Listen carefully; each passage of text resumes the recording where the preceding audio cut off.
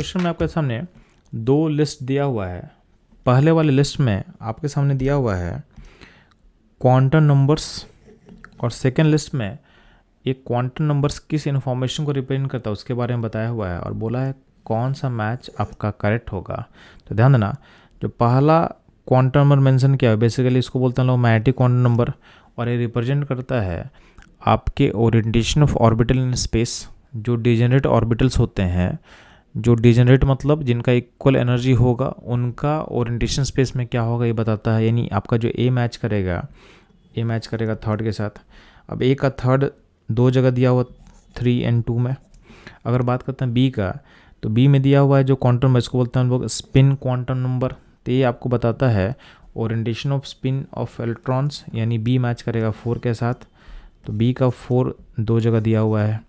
सी में जो quantum number है उसको बोलते हैं हम लोग अजीमुथल क्वांटम नंबर और ये बताता है आपका शेप ऑफ ऑर्बिटल के बारे में, यानी सी मैच करेगा 1 के साथ। तो सी 1 के साथ बस 2 में है, तो आपका 2 ऑप्शन क्या होगा, करेक्ट होगा।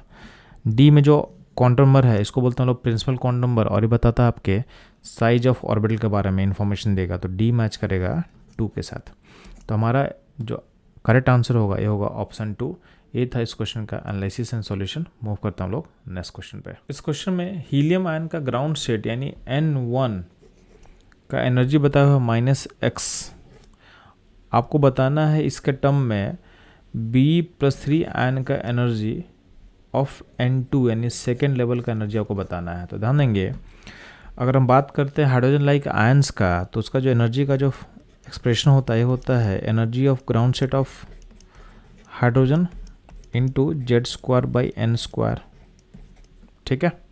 अब ध्यान देंगे, अगर इसको हम He+ आयन के लिए पुट करते हैं तो He+ आयन का यहाँ पे Z क्या होगा, Z होगा 2 और N होगा 1, चूँकि क्वेश्चन मेंशन किया हुआ है। तो इसको पुट करोगे तो यहाँ पे वैल्यू आ जाएगा एनर्जी का, यह आ जाएगा ग्राउंड स्टेट। ये जो वैल्यू है ये हाइड्रोजन के लिए होता है, H का ग्राउंड स्टेट का एनर्जी होता है। यहाँ Z को 2 पर तो क्या होगा 4 होगा, 4/1 यानी basically -4 energy of ground state of hydrogen. ये इसको बोला गया है -x। ठीक है, इस वैल्यू को बोला गया -x।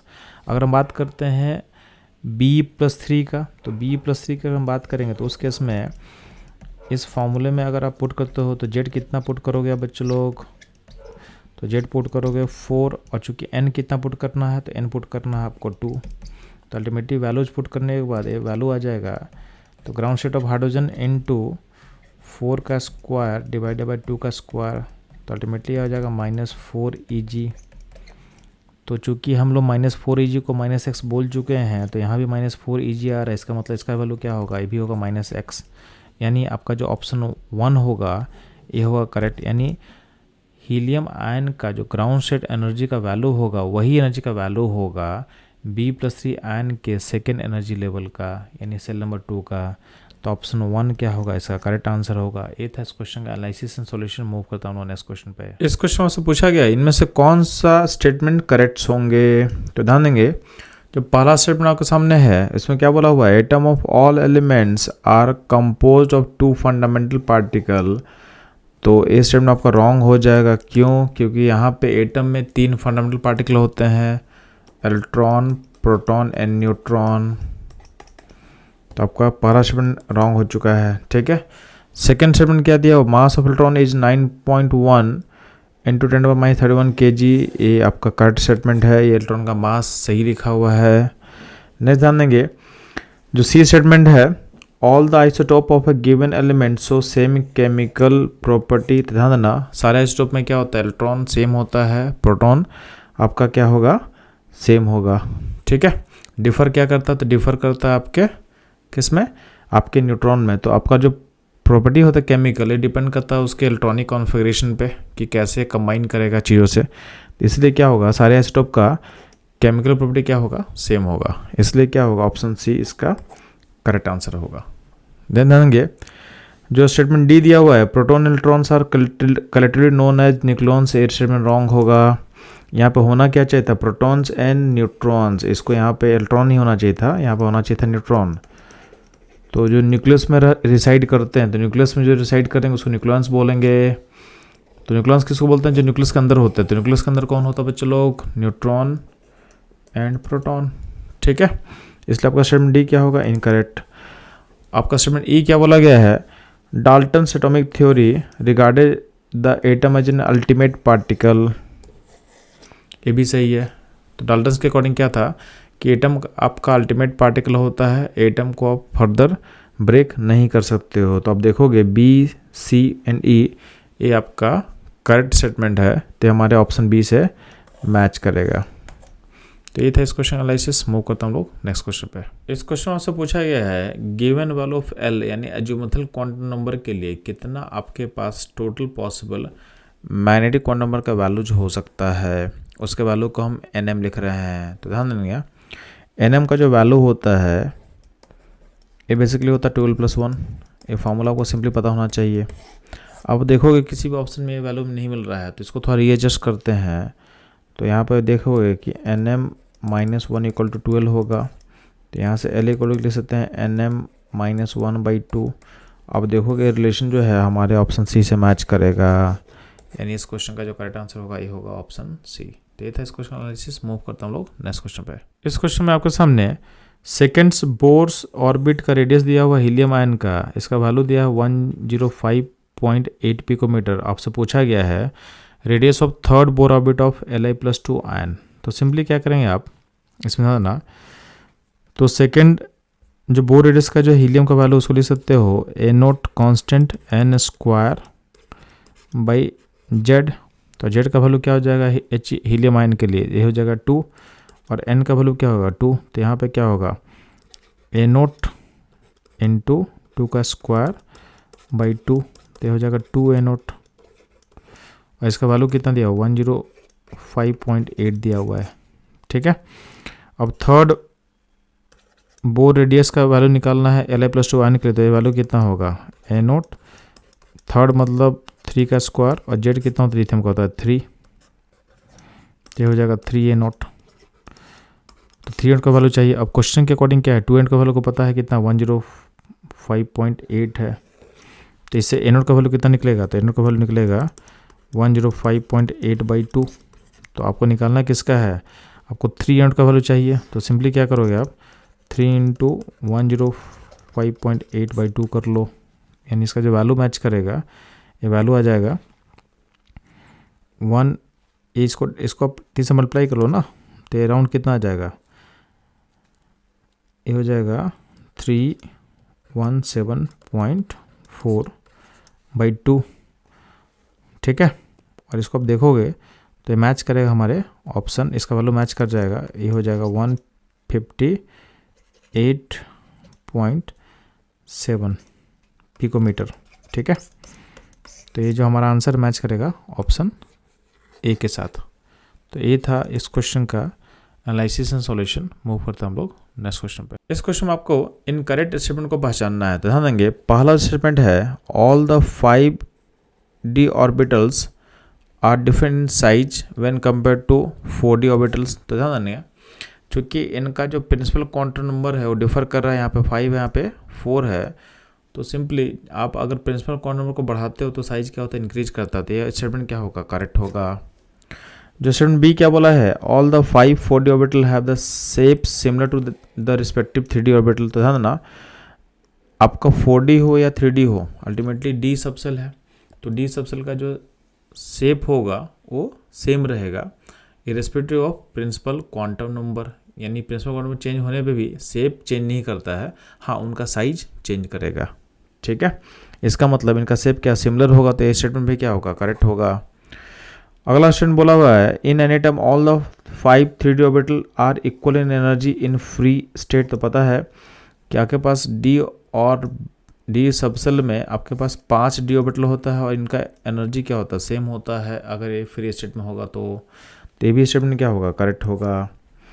नेक्स्ट बोला गया statement the shape of dxy dyz dz orbital are same similar to each other and d² and dz² similar to each other. अब ध्यान देंगे dxy and dzx and dyz इनका शेप आपको सिमिलर दिखेगा, बस axis का फर्क है, बट d² एंड dz² को आप चेक करोगे तो इनका शेप सिमिलर नहीं है। ये आप देखोगे तो इनका शेप आपको सिमिलर नहीं दिखेगा, ठीक है। यानी जो आपका लास्ट स्टेटमेंट है डी, उसका जो नीचे का लाइन है ये लाइन इनकरेक्ट है, तो इसके कारण आपका जो ऑप्शन डी होगा वो हो जाएगा इनकरेक्ट। और अकॉर्डिंग टू क्वेश्चन हमको पता करना था कि इसमें से कौन सा स्टेटमेंट इनकरेक्ट होगा, इसलिए इस क्वेश्चन का जो आंसर होगा ये होगा ऑप्शन डी।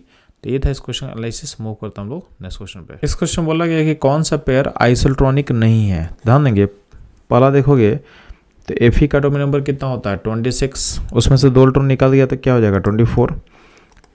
Mn का एटॉमिक नंबर कितना होता है 25, उसमें से +2 स्टेट में 2 इलेक्ट्रॉन निकालते तो क्या होगा 23। तो यहाँ पे इलेक्ट्रॉन का नंबर सेम नहीं है, तो ये जो पेयर है ये आपका आइसोट्रॉनिक नहीं होगा, ठीक है। यानी आपका जो ऑप्शन ए होगा इस क्वेश्चन का करेक्ट आंसर होगा। बाकी बात चेक कर लेंगे तो O-2 में आपका इलेक्ट्रॉन 10 होगा और F- भी 10 होगा। Mn+2 में कितना होगा 23 और Fe+3 में भी क्या होगा 23। Na+ कितना होगा 10, Mg+2 भी 10 होगा। तो आप देखोगे बी सी डी में जो भी पेयर्स हैं सबका सब क्या होगा आपस में आइसोट्रॉनिक है। तो इसका मतलब आपसे पूछा गया था कि कौन सा पेयर आइसोट्रॉनिक नहीं होगा, तो ऑप्शन ए इसका करेक्ट आंसर होगा, जो कि हम लोग पहले टिक कर चुके हैं। तो ये था इस क्वेश्चन का एनालिसिस। मूव करता हम लोग नेक्स्ट क्वेश्चन पे। इस क्वेश्चन में आपके सामने रेडियो वेव का फ्रीक्वेंसी का वैल्यू दिया हुआ है 1368 किलो हर्ट्ज और आपको स्पीड ऑफ लाइट दिया हुआ है 3 × 10⁸ मीटर पर सेकेंड। इसका यूज करके आपको इसका वेवलेंथ का वैल्यू बताना है। तो सिंपल आपको रिलेशन पता होना चाहिए कि वेवलेंथ इनटू फ्रीक्वेंसी का जो वैल्यू होता है equal to speed of light होता सी होता है। तो आपको लैम्डा निकालना है, तो क्या करोगे आप स्पीड ऑफ लाइट को डिवाइड करोगे फ्रीक्वेंसी से। इस क्वेश्चन में स्पीड ऑफ लाइट का वैल्यू कितना दिया 3 × 10⁸ और फ्रीक्वेंसी का वैल्यू किलो हर्ट्ज में है, तो उसको आप हर्ट्ज में चेंज करो। तो 1368 × 10⁻³ कर लो। अभी डिवाइड करने पे यहाँ पे जो होगा पावर बचेगा 10⁵ बचेगा, नीचे 1368 है। आप सिंपली क्या करो ना, यहाँ का जो 3 जीरो है उसको 3 के साथ मल्टीप्लाई करो तो हो जाएगा 3000 × 10⁻² हो जाएगा और यहाँ पे हो जाएगा 1368। अब इसको आप डिवाइड कर लो तो वैल्यू जो आएगा ये हो जाएगा 2.192 के आसपास आएगा और इंटू यहाँ पे 100 है, 10⁻² मतलब 100। अब इसको मल्टीप्लाई करने पे वैल्यू हो जाएगा 2192 मीटर। यानी हमारा जो आंसर है मैच करेगा ऑप्शन सी के साथ। तो ये था इस क्वेश्चन का सॉल्यूशन और उसका कैलकुलेशन का स्टेप्स। तो इसमें आपको ध्यान देना कि आपको कैलकुलेशन स्टेप्स को भी हम समझाते जा रहे हैं ताकि आप एग्जाम में इस तरह से इसको आप अप्लाई कर सको। तो मूव करते हैं बच्चों हम लोग नेक्स्ट क्वेश्चन पे। इस क्वेश्चन में आपके सामने एक एलिमेंट लिखा हुआ है Lu और इसका एटॉमिक नंबर दिया 71 और मास नंबर लिया हुआ 175। आपसे पूछा गया है इसमें कितना प्रोटॉन होगा। तो atomic number equal to proton का नंबर यानी 71 बोल सकते हो, और जितना आपके पास प्रोटॉन होता है इलेक्ट्रॉन होगा, क्योंकि एटम आपका न्यूट्रल है। अब मास नंबर में से आप एटॉमिक नंबर को माइनस कर दो तो मिल जाएगा न्यूट्रॉन, जो कि हो जाएगा 104। तो ये आपका प्रोटॉन न्यूट्रॉन इलेक्ट्रॉन का नंबर्स है। अब देखो किस ऑप्शन में मैच कर रहा है, तो अब देखोगे ये मैच कर रहा है हमारे साथ ऑप्शन ए के साथ। तो इस क्वेश्चन का ऑप्शन ए करेक्ट आंसर होगा। तो ये था इस क्वेश्चन एनालिसिस। मूव करते हैं हम लोग नेक्स्ट क्वेश्चन पे। इस क्वेश्चन में आपसे पूछा गया कि हाइड्रोजन स्पेक्ट्रम में कौन सा ट्रांजिशन विजिबल रीजन में लाई करेगा। तो आपको पता है कि हाइड्रोजन स्पेक्ट्रम में जो आपका बामर सीरीज है ये विजिबल रीजन में लाई करता है। तो इस क्वेश्चन का करेक्ट आंसर होगा ऑप्शन सी। इसके अलावा जो लाइमन सीरीज होता है ये लाई करता है यूवी रे में, ठीक है। उसके अलावा जितना भी है वो सब लाई करेगा आपके इंफ्रारेड रीजन में। तो विजुअल रीजन में बस एक ही होता, कौन होता है बामर। इनफैक्ट यूवी रेंज में सिर्फ एक ही होगा, कौन होगा लाइमन। तो इसका आंसर सी होगा। तो ये था सिंपल क्वेश्चन और इसका सॉल्यूशन। मूव करता हम लोग नेक्स्ट क्वेश्चन पे। आपके सामने कुछ सबसेल दिया हुआ है और बोला इसको एनर्जी के अकॉर्डिंग अरेंज करना था। सिंपली आपको इसमें n+l वैल्यू का सम को निकालना है जो कि एनर्जी के प्रोपोर्शनल होता है। लेकिन ध्यान देंगे अगर n+l का वैल्यू सिमिलर होगा तो उसके इसमें क्या करते हैं कि अगर n+l अगर सिमिलर है तो जिसका n बड़ा होगा यानी जिसका सेल नंबर ज़्यादा होगा उसका एनर्जी क्या होता है हाइयर होता है। अब ध्यान देंगे आपको पता है कि s का l क्या होता है 0, p का l होता है 1, d का l होता है 2, f का l होता है 3, ठीक है। तो बस n+l अप्लाई करते हैं हम लोग। तो 4d है आपके पास पहला, तो 4d का n+l कितना होगा तो 4 + 2। फिर 5p का क्या होगा 5 + 1, 5f का क्या होगा तो 5 + 3 और 6p का क्या होगा 6 + 1। तो देखना सबसे बड़ा जो सम है वो क्या है 5f का है यानी 8, तो हाईएस्ट एनर्जी 5 का होगा, फिर होगा 6p का जो कि 7 है। और ध्यान देंगे 4d और 5p में दोनों का वैल्यू सेम है, तो उस केस में n बड़ा किसका है 5p का, तो 5p को आगे निकालेंगे तो ये जो ऑर्डर है हमारे ऑप्शन बी से मैच कर जाएगा। तो इस क्वेश्चन का जो करेक्ट आंसर होगा ये होगा ऑप्शन बी। तो ये था इस क्वेश्चन एनालिसिस। मूव करता हूँ लोग नेक्स्ट क्वेश्चन पे। इस क्वेश्चन में आपके सामने एक ऑर्बिटल दिया हुआ जिसका 3 एंगुलर नोड है और टोटल नोड का नंबर भी 3 है, और 16 ऑर्बिटल कौन सा होगा। तो ध्यान देंगे आपको पता है कि एंगुलर नोड का फॉर्मूला क्या होता है इक्वल टू एल। तो अगर इसमें 3 एंगुलर नोड है इसका मतलब इसका एल क्या होगा, यानी ये होगा एफ सब सेल, कि एफ सब सेल का ही एल क्या होता है 3 होता है। इसका मतलब आपके पास एफ होना चाहिए, तो यहाँ पे एफ एक ही दिया हुआ है 4f, तो आप सेपरेट टिक कर सकते हो, एफ आप 4f को सेपरेट टिक कर सकते हो, तो आपका जो आंसर होगा 4f होगा। आप क्रॉस चेक भी कर लो, टोटल नोड का फॉर्मूला क्या होता है n-1, तो 4f का जो n होता है 4 को पुट करो तो यहाँ पे आपका 3 आ जाएगा, यानी आपके आंसर से प्योरली मैच कर जाएगा। तो आपका ऑप्शन जो होगा सी करेक्ट होगा। इनफैक्ट अगर आप 5p 3d एंड 6d का बात करते हो तो इनका जो l है डिफर करेगा, 5p का l 1 होगा एंड d जो भी है उसका l क्या हो 2 हो तो होगा, तो उसमें जो उनके एंगुलर नोड होंगे उसका वैल्यू 1 एंड 2 रिस्पेक्टिवली होने वाला है, तो इसलिए हम लोग बोल सकते हैं कि आपका जो आंसर होगा सी होगा करेक्ट। तो ये था इस क्वेश्चन एनालिसिस। मूव करता हूँ लोग नेक्स्ट क्वेश्चन पे। इस क्वेश्चन आपसे पूछा गया इसमें से रॉन्ग स्टेटमेंट कौन सा होगा। तो पहला स्टेटमेंट हम रीड करते हैं, total orbital angular momentum of electron in S orbital is equal to 0। इसका फॉर्मूला होता है √L+1 h/2π, चूँकि आपका एस का जो एल होता है क्या होता है 0, तो वैल्यू क्या आ जाएगा 0 इक्वल टू 0 हो जाएगा। तो पहला स्टेटमेंट क्या है करेक्ट है। Next, an orbital is designated by the 3 quantum numbers. तो किसी ऑर्बिटल को पता करने के लिए आपको एन पता होना चाहिए, एल पता होना चाहिए और एम एल पता होना चाहिए, यानी पहला यहाँ तक तो ये स्टेटमेंट सही है। While an electron in an atom is designated by the 4 quantum numbers, तो वहाँ पे पता करने के लिए आपको एन चाहिए, एल चाहिए, एम एल चाहिए, एम एस भी चाहिए, यानी ये भी पार्ट्स करेक्ट है, यानी ओवरऑल स्टेटमेंट क्या होगा करेक्ट होगा। Next, the electronic configuration of an atom as नीचे लिखा हुआ है, तो ध्यान देना यहाँ तक तो कोई दिक्कत नहीं है, बट यहाँ पे इस पॉइंट पे दिक्कत है। आप हुंसल फॉलो करते हो तो हुंसल में क्या बोला गया है कि आपका जो अगर ऑर्बिटल सिंगली फिलअप होगा तो सारे इलेक्ट्रॉन का स्पिन सेम होना चाहिए था, मतलब ये ऊपर होना चाहिए था, इसलिए ये पार्ट क्या होगा इनकरेक्ट हो जाएगा। यानी इस क्वेश्चन का जो करेक्ट ऑप्शन होगा ये होगा ऑप्शन सी, क्योंकि क्वेश्चन में बोला था कौन सा इनकरेक्ट है पता करो। ठीक है, नेक्स्ट मूव करते हैं स्टेटमेंट डी पे। तो इसमें बोला हुआ है कि the value of m4dz² is 0। तो है ना बाय डिफ़ॉल्ट क्या होता है जेड एक्सिस के लॉन्ग हम लोग m के वैल्यू को हम 0 मानते हैं, तो चाहे वो pz हो चाहे dz² हो, इन सब का m क्या होता है 0 होता है। ठीक है, इसका मतलब स्टेटमेंट डी भी क्या होगा करेक्ट होगा। तो ये था इस क्वेश्चन एनालिसिस। मूव करता हूँ लोग नेक्स्ट क्वेश्चन पे। इस क्वेश्चन बोला गया कि इसमें से कौन सा स्टेटमेंट इनकरेक्ट होगा। तो ध्यान देंगे पहला स्टेटमेंट दिया हुआ है the uncertainty principle is error in energy and error time greater than equal to h/4π। तो ये भी आपका आंसर प्रिंसिपल का ही एक स्टेटमेंट है, तो ये आपका स्टेटमेंट करेक्ट होगा।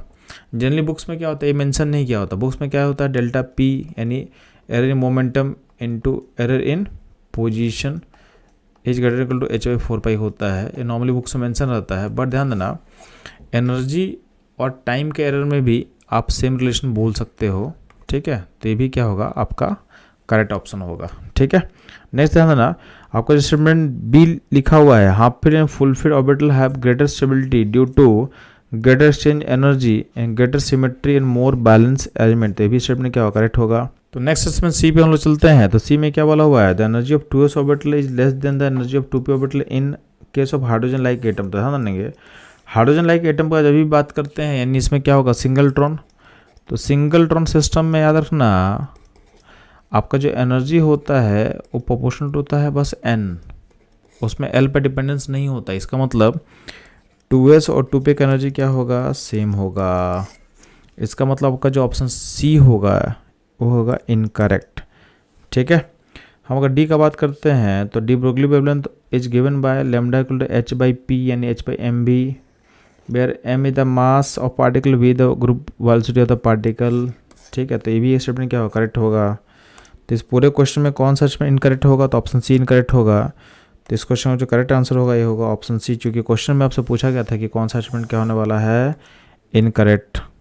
ठीक, तो इस क्वेश्चन का आंसर होगा सी। ये था इस क्वेश्चन का एनालिसिस। मूव करता हूँ लोग नेक्स्ट क्वेश्चन पे। इस क्वेश्चन आपसे पूछा गया है कि how many electron can fit in the orbital for which N3 and L is 1। तो एक बार गौर करना, आपसे पूछा गया है ऑर्बिटल्स, नहीं सबसेल नहीं पूछा गया है।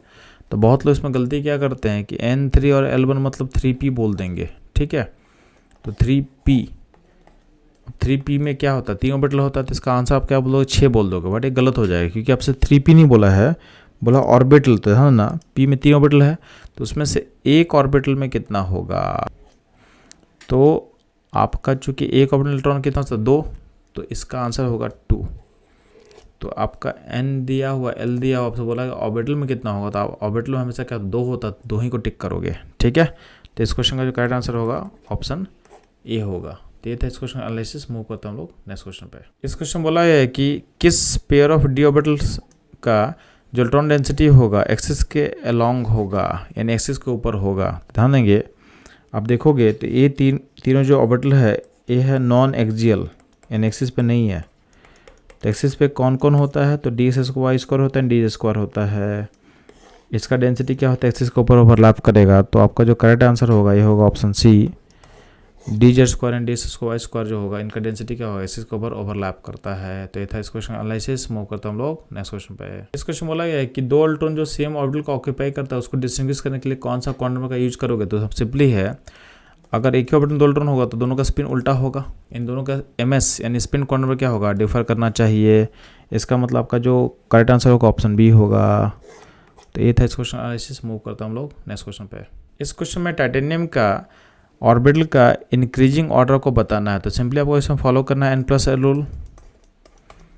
तो इसको आप देखोगे तो पहले क्या होगा, 3s होगा, फिर 3p होगा, फिर क्या होगा 4s होगा, और उसके बाद 3d आएगा। इन 3d का जो एनर्जी होता है 4s से आगे निकलेगा क्योंकि इसका n+l क्या होगा 5 और इसका n+ क्या होगा 4, ठीक है। इससे 3d का एनर्जी क्या होता है आपका 4s आगे निकलेगा। तो आपका जो करेक्ट आंसर होगा ये हो जाएगा ऑप्शन सी।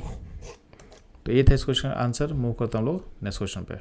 इस क्वेश्चन में आपसे बोला गया है कि Fe+2 में जो डी इलेक्ट्रॉन का नंबर होगा वो किस ऑप्शन के साथ इक्वल नहीं होगा। ध्यान देंगे, आयरन का जो कॉन्फ़िगरेशन होता है ये होता है आर्गन 3d6 4s2। अब इसमें से Fe का जब +2 सेट करेंगे तो आउटर मोस्ट से आप 2 इलेक्ट्रॉन निकाल दोगे, तो क्या होगा आर्गन 3d6, यानी डी में कितना इलेक्ट्रॉन है 6 इलेक्ट्रॉन डी में है। अब आपको देखना है कि किसमें 6 इलेक्ट्रॉन नहीं आएगा। तो ध्यान देंगे डी इलेक्ट्रॉन इन Fe, तो आपको ध्यान देना Fe का कॉन्फ़िगरेशन लिख चुके थे ऑलरेडी। तो यहाँ पे देखो डी में कितना इलेक्ट्रॉन 6 है, यानी ये आपके साथ सही रहेगा, ठीक है। तो ये हमारे क्वेश्चन के अकॉर्डिंग मैच कर रहा है कि यहाँ पे क्या होगा 6 है तो यहाँ भी 6 है, बट हम क्वेश्चन में क्या बोला गया है किसमें 6 आंसर नहीं आएगा, 6 किसमें नहीं होगा। पी इलेक्ट्रॉन इन नियॉन, तो ध्यान देंगे नियॉन का कॉन्फ़िगरेशन क्या होता है 1s2 2s2 2p6। तो यहाँ भी देखना पी में कितना इलेक्ट्रॉन है 6 इलेक्ट्रॉन है, तो ये भी क्या होगा इसे मैच कर जाएगा।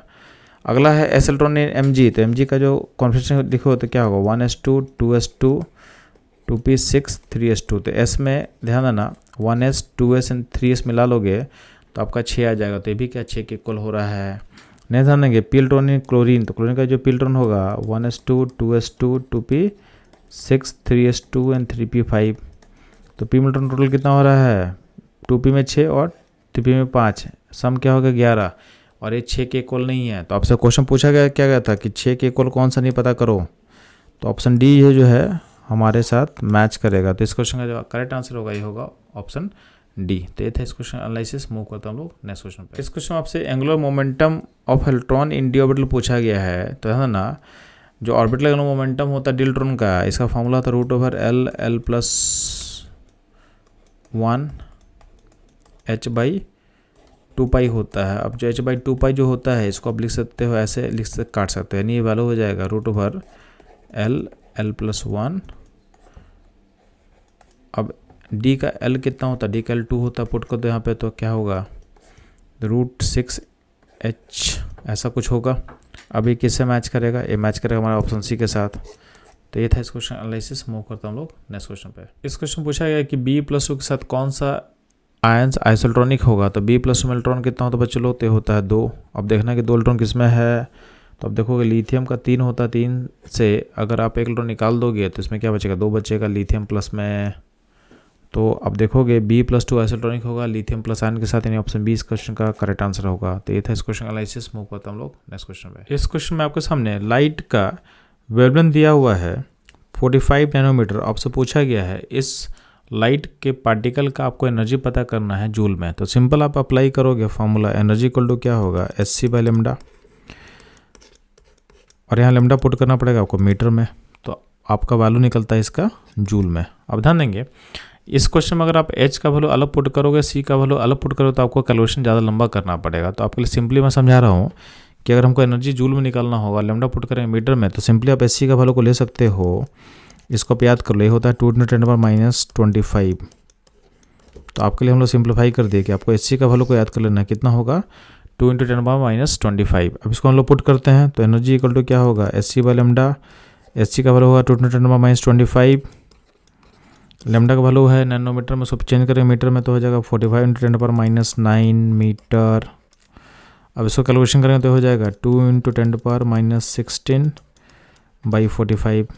अब इसको और सिंप्लीफाई करने के लिए हम क्या करेंगे, इसको 200 कर देते हैं ऊपर वाले 2 को, तो यहाँ पे पावर होगा 10⁻18 हो जाएगा और नीचे हो जाएगा 45। इससे क्या होगा, कैलकुलेशन थोड़ा इजी हो जाएगा। तो यानी हमको समझ में आ गया कि 200/45 करेंगे तो वैल्यू ऑलमोस्ट 4 के आसपास रहेगा, तो ये 4 के आसपास होगा और पावर होगा 10⁻18। तो अगर हमको देखा जाए तो हम डायरेक्टली ऑप्शन टिक कर सकते हैं, ऑप्शन डी, यानी बिना फर्दर कैलकुलेशन के हम आंसर को टिक कर सकते हैं। अगर आप कैलकुलेशन करते भी हो तो 200/45 का जो वैल्यू निकलेगा, ये वैल्यू निकलेगा 4.42। तो आपका जो आंसर होगा एग्जैक्ट आपके ऑप्शन डी से मैच कर जाएगा। तो इस तरह के कैलकुलेशन के प्रोसेस समझने के लिए हमारे साथ बने रहें। मिलते हैं हम लोग नेक्स्ट क्वेश्चन में। इस क्वेश्चन के सामने n का 3 वैल्यू दे दिया है, L का 1 दे दिया है और ml का वैल्यू 0 दे दिया है, और बोला इसमें कितना ऑर्बिटल आप पहचान सकते हो।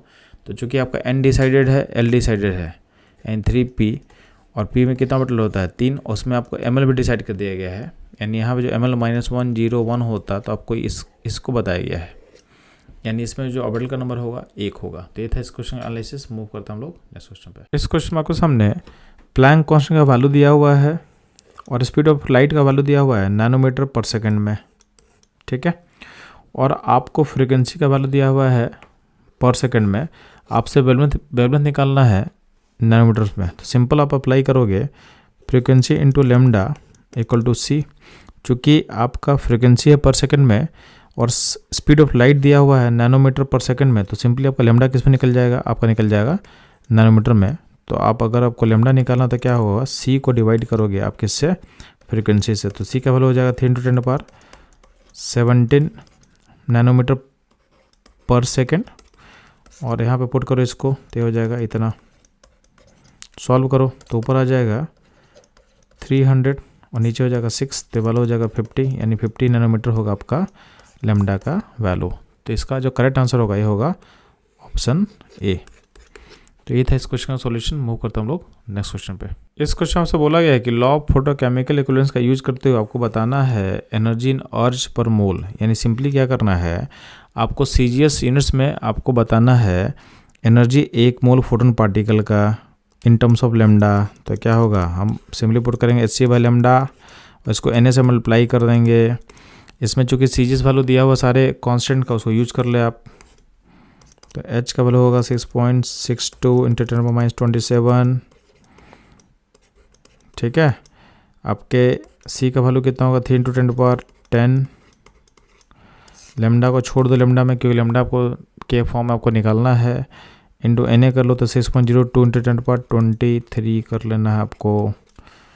तो 10 का पावर को जब आप क्लब करोगे ना, तो इसको जब करोगे तो आ जाएगा 10⁻6, और इसको जब मल्टीप्लाई करोगे 6.62 × 3 × 6.02 तो वैल्यू आ जाएगा 119.55 के आसपास बाय लैम्डा। तो इसको इस तो 1.1955 10⁻8 बोल सकते हो बाय लैम्डा, और इसको आप राउंड ऑफ करके बोल सकते हो अराउंड 1.196 × 10⁻8 बाई लैम्डा, और हमारा सॉल्यूशन में मैच करेगा ऑप्शन ए के साथ मैच करेगा। तो ये था इस क्वेश्चन का सॉल्यूशन इन कैलकुलेशन प्रोसेस। तो इस तरह के कैलकुलेशन प्रोसेस को कैसे सॉल्व करना है उसको भी आप ऑब्जर्व कर सकते हो ड्यूरिंग सॉल्यूशन देखते हुए। तो ये था इस क्वेश्चन का एनालिसिस। मूव करता हम लोग नेक्स्ट क्वेश्चन पे। पहला स्टेटमेंट दिया हुआ है, equation can be use to calculate the change in energy when the electron change the orbit. ये सही है, क्योंकि आपके पास क्या है, हर ऑर्बिट का एनर्जी पता है आपको। तो अगर आप 2 ऑर्बिट में जंप करते हो तो बेसिकली क्या करना है आपको, चेंज एनर्जी निकालने के लिए सिंपली क्या करना है, आपको दोनों ऑर्बिट के एनर्जी का डिफरेंस ले लेना है। तो आपको मिल जाएगा एनर्जी का चेंज, यानी ऑप्शन ए क्या होगा आपका करेक्ट होगा। अगर हम बात करते हैं स्टेटमेंट 2 का, तो उसमें ध्यान देंगे, आपका बोला गया है कि n जब 1 होगा तो electron has more negative energy than it does for n6। तो आप ध्यान देंगे इस एक्सप्रेशन में आपका जो नेगेटिव एनर्जी जो है सम नेगेटिव वैल्यू यानी some negative constant by n square है इंटू जेड स्क्वायर है। तो अगर नीचे का n बढ़ाओगे तो नेगेटिव में मैग्नीट्यूड घटेगा। इसका मतलब नीचे का n जितना छोटा होगा उतना ही नेगेटिव वैल्यू क्या होगा, ज़्यादा होगा। इसका मतलब यहाँ तक स्टेटमेंट क्या है आपका करेक्ट है, ठीक है। उसका तो क्या बोला है, which means that electron is more loosely bonded in smallest allowed orbit. अब जो यहाँ का जो पार्ट है ना, ये पार्ट क्या है, ये पार्ट करेक्ट नहीं है, क्योंकि आपका अगर न्यूक्लियस के पास जितना आपका ऑर्बिट होगा, ठीक है, उतना ही इलेक्ट्रॉन पर अट्रैक्शन क्या होगा, ज़्यादा होगा प्रोटॉन का, उतना ही उसमें क्या होगा आपका इलेक्ट्रॉन जो है टाइटली बॉन्डेड होगा, लूजली बॉन्डेड नहीं होते। ये पार्ट स्टेटमेंट का इनकरेक्ट है। तो आपका जो स्टेटमेंट बी हो सकता है ये इनकरेक्ट हो सकता है, ठीक, क्योंकि जो सेकेंड पार्ट स्टेटमेंट का क्या है रॉन्ग है। हम बात करते हैं ऑप्शन सी का। तो सी में ध्यान देंगे, सी में क्या बोला हुआ है, the negative sign in the equation simply mean the energy of the electron bound to the nucleus is lower than it would be if electron were at the infinite distance from the nucleus. इसका मतलब है कि अगर आपका infinity पे बात करते हैं एनर्जी, जब आर इनफाइनाइट होगा तो उसमें एनर्जी क्या होगा, जीरो होगा। और नेगेटिव का मतलब क्या होता है ना, नेगेटिव मतलब अगर मान लेते हैं कि आपका n1 है, अगर n का वैल्यू अगर 1 मान लेते हैं, उस केस में एनर्जी क्या होगा, सम नेगेटिव के इन जो k कांस्टेंट है ये वैल्यू इतना होगा। अब यहाँ पर सिंपली स्टेटमेंट को फिर से दोबारा रीड करते हैं, the negative sign the equation simply mean that the energy of the electron bound to the nucleus is lower. ये बात सही है, इन्फिनिटी पे एनर्जी कितना होने वाला, जीरो होने वाला है, और आपका अंदर में आओ तो क्या है नेगेटिव होगा। नेगेटिव मतलब एनर्जी का वैल्यू क्या होगा, लोअर होगा, सिस्टम क्या होगा ज़्यादा स्टेबल होगा, और उस इलेक्ट्रॉन पे सिस्टम का अट्रैक्शन क्या होगा, ज़्यादा होगा। इसका मतलब आपका जो स्टेटमेंट सी है, सी क्या होगा करेक्ट होगा, ठीक, सी करेक्ट होगा। अगला बोला गया ऑप्शन डी में, the larger the value of N the larger is the orbit of radius. ठीक है, रेडियस का जो ऑर्बिट होगा जितना इन बढ़ेगा उतना बढ़ेगा। तो ध्यान देना इस इक्वेशन से, ठीक है, ये तो हम कंक्लूड नहीं कर पाएंगे, बट ध्यान देना आपके पास रेडियस का एक्सप्रेशन होता है nth ऑर्बिट का r0 n square by Z. तो जितना n बढ़ेगा उतना रेडियस क्या होता है, बढ़ता। तो इस स्टेटमेंट भी क्या होगा, लार्जी क्या हो करेक्ट, इसको टिक मार सकते हो। तो इस क्वेश्चन के अकॉर्डिंग क्या था, क्वेश्चन में आपसे पूछा गया था कि कौन सा स्टेटमेंट इनकरेक्ट होगा। तो आप ध्यान देंगे, आप लोगों को पता है कि ऑप्शन जो बी है, बी का जो सेकेंड पार्ट है ये क्या होगा, ये इनकरेक्ट होगा, इसलिए ऑप्शन बी इसका इनकरेक्ट स्टेटमेंट के लिए क्या होगा, ऑप्शन होगा। यानी जो क्वेश्चन का डिमांड था कि इनकरेक्ट कौन होगा, तो ऑप्शन बी इनकरेक्ट होगा, यानी बी को आप टिक मारोगे तो बी इस क्वेश्चन का आंसर होगा। तो ये था इस स्टेटमेंट के बेस्ट क्वेश्चन का सॉल्यूशन। मूव करता हूँ लोग नेक्स्ट क्वेश्चन पे। इस क्वेश्चन में आपके सामने n का वैल्यू 3 दिया हुआ, l का वैल्यू 1 दिया हुआ और ml का वैल्यू -1 दिया हुआ। इसका मतलब क्या है, n3 और l1 मतलब 3p डिसाइडेड है। अब इसमें p में 3 ऑर्बिटल होता है, तो इसमें जो m का वैल्यू होगा -1 0 1, तो आपको m-1 के बारे में बात कर रहा है, यानी इसमें आपके पास m जो -1 एक ऑर्बिटल को रिप्रेजेंट करता है उसके बारे में बताया गया है, यानी 3p का जो a ऑर्बिटल आपको बताया गया है। अब इसमें मैक्सिमम कितना इलेक्ट्रॉन एसोसिएट हो सकता है, तो इसमें एक इलेक्ट्रॉन ऊपर एक इलेक्ट्रॉन नीचे रह सकता है। तो इसका जो आंसर होगा बी यानी 2 इसका करेक्ट आंसर होगा। तो ये था इस क्वेश्चन एनालिसिस। मूव करता हूँ लोग नेक्स्ट क्वेश्चन पे। इस क्वेश्चन में एलिमेंट नंबर 64 यानी जीडी का कॉन्फ़िगरेशन पूछा गया आपसे। तो जीडी का जो कॉन्फ़िगरेशन होना चाहिए था जेनन 4f8 and 6s2 होना चाहिए था, बट यहाँ पे एक एक्सेप्शन होता है। तो यहाँ पे जो 5d वैकेंट है वहाँ पे एक इलेक्ट्रॉन जंप कर जाता है f से, तो यहाँ पे हो जाएगा 4f7, ठीक है, एंड 5d1 एंड 6s2 ये हो जाता है। तो ये क्वेश्चन बहुत इंपॉर्टेंट है, आपका नीट एग्जाम में 2-3 बार पूछ चुका है, तो इसको आपको अच्छे से याद कर लेना है कि यहाँ पे जो f का इलेक्ट्रॉन है d में ट्रांसफर होता है एक, तो आपका इसका कॉन्फ़िगरेशन हो जाएगा 4f7 5d1 6s2। तो ऑप्शन जो है बी हमारा करेक्ट आंसर होगा। तो ये था इस क्वेश्चन एनालिसिस। मूव करता हम लोग नेक्स्ट क्वेश्चन पे। इस क्वेश्चन आपसे पूछा गया है कि N4 और L3 के लिए जो सबसेल है उसमें मैक्सिमम कितना इलेक्ट्रॉन रह सकता है। तो N4 और L3 के लिए सबसेल होगा, ये होगा 4f। और अगर पता है F सबसेल में कैपेसिटी कितना होता है 14 इलेक्ट्रॉन का, क्योंकि F सबसेल में कितना ऑर्बिटल्स होते हैं 7। ठीक है, तो आपका करेक्ट आंसर होगा ऑप्शन ए। ये था इस क्वेश्चन एनालिसिस। मूव करता हम लोग नेक्स्ट क्वेश्चन पे। इस क्वेश्चन बोला गया है कि रुबिडियम का जो वैलेंस इलेक्ट्रॉन है यानी जो लास्ट इलेक्ट्रॉन होगा उसका चारों क्वांटम नंबर क्या होगा। तो इसका जो कॉन्फ़िगरेशन होता है ये होता है क्रिप्टन 5s1, यानी इसका मतलब n होगा 5, l होगा 0, ml भी 0 होगा और ms जो होगा ये हो जाएगा प्लस हाफ। चूँकि ये जो सिंगल इलेक्ट्रॉन है बाय डिफ़ॉल्ट क्या होगा अपवर्ड स्पिन से होगा अपने 5s ऑर्बिटल में। तो हमारा जो सॉल्यूशन है किस आंसर से मैच कर रहा, आंसर सी से मैच करेगा। तो इस क्वेश्चन का करेक्ट आंसर होगा ऑप्शन सी। ये था इस क्वेश्चन एनालिसिस। मूव करता हम लोग नेक्स्ट क्वेश्चन पे। इस क्वेश्चन में आपसे पूछा गया है orbital angular momentum of p electron. तो ध्यान देना इसका फॉर्मूला क्या होता है √l+1 h/2π। अब p का जो l होता है कितना होता है 1, इसको पुट कर दिया यहाँ पे तो वैल्यू निकल के आ जाएगा √2 × h/2π।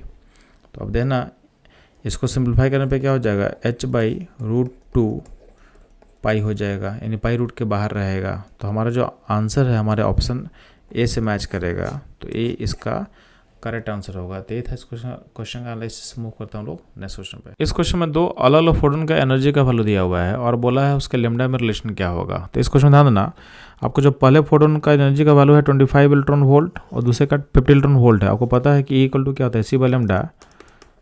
इसका मतलब क्या होता है एनर्जी और लेमडा में रिलेशन इन्वर्स का होता है। तो आपको पता है कि E1 जो है उसका ट्वाइस इक्वल टू E2 होगा। तो लेमडा का रिलेशन उल्टा होगा। उल्टा मतलब आपका लेमडा जो 1 होगा वो ट्वाइस ऑफ लेमडा 2 होगा। ठीक है, तो आप देखोगे ये आंसर मैच करेगा हमारे ऑप्शन बी के साथ। बी होगा इसका करेक्ट आंसर। इनफैक्ट इसको आप पूरा निकालना चाहते हो तो भी हम दिखा सकते हैं आपको, क्योंकि आपके पास क्या है 2E1 = E2 है, इसमें तो कोई दिक्कत नहीं है। आप सिंपली क्या करना यहाँ पे पुट कर दो SC/λ1 और यहाँ पुट कर दो आप SC/λ2। SC कैंसिल हो जाएगा तो क्या होगा 2 × λ2 = क्या होगा λ1। तो इसको हम इस तरह से बता भी सकते हैं पूरा निकाल करके।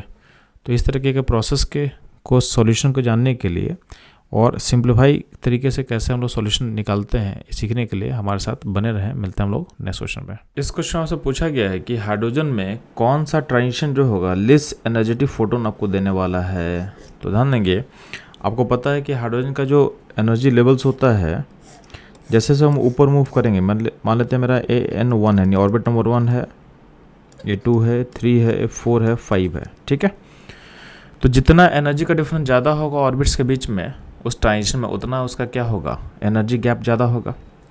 अब एनर्जी गैप जितना ज़्यादा होगा तो एनर्जी गैप प्रोपोर्शनल टू क्या होगा फोटोन का, जो फोटोन इमिट करेगा उसके एनर्जी के इक्वल होगा। तो जो फोटोन इमिट होने वाला है वो उस एनर्जी गैप के प्रोपोर्शनल होगा। तो सिंपली आपको पता करना है कि किस ट्रांजिशन का एनर्जी गैप लिस्ट होगा। जिस ट्रांजिशन का एनर्जी गैप लिस्ट होगा उसका जो फोटोन इमिट होगा उसका एनर्जी भी क्या होगा लिस्ट होगा।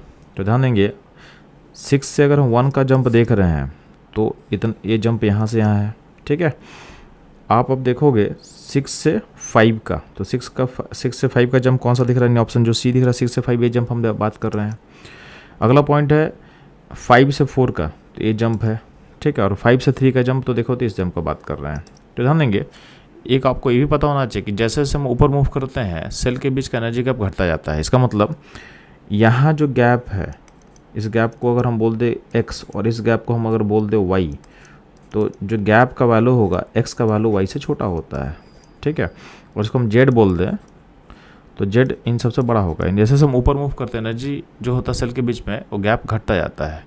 तो आप इस इन्फॉर्मेशन का यूज करोगे तो सबसे लिस्ट जो वो गैप दिखेगा कौन सा दिखेगा x दिखेगा, यानी 6 से 5 का जंप। तो यहाँ का एनर्जी गैप अगर लिस्ट है तो यहाँ से जो फोटोन इमिट होगा उसका एनर्जी भी क्या होगा लिस्ट होगा, यानी यहाँ से लिस्ट एनर्जेटिक फोटोन हमको मिलने वाला है। तो ये था इस क्वेश्चन का सॉल्यूशन, ऑप्शन सी हमारा करेक्ट आंसर होगा। तो बच्चों लोग मिलते हैं हम लोग नेक्स्ट क्वेश्चन में।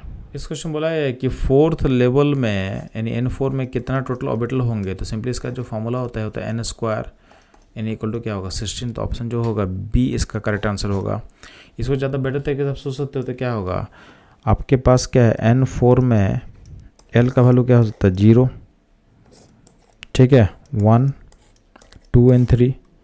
0 मतलब S में कितना ऑर्बिटल 1 होगा, 1 मतलब P, 2 मतलब D एंड 3 मतलब F।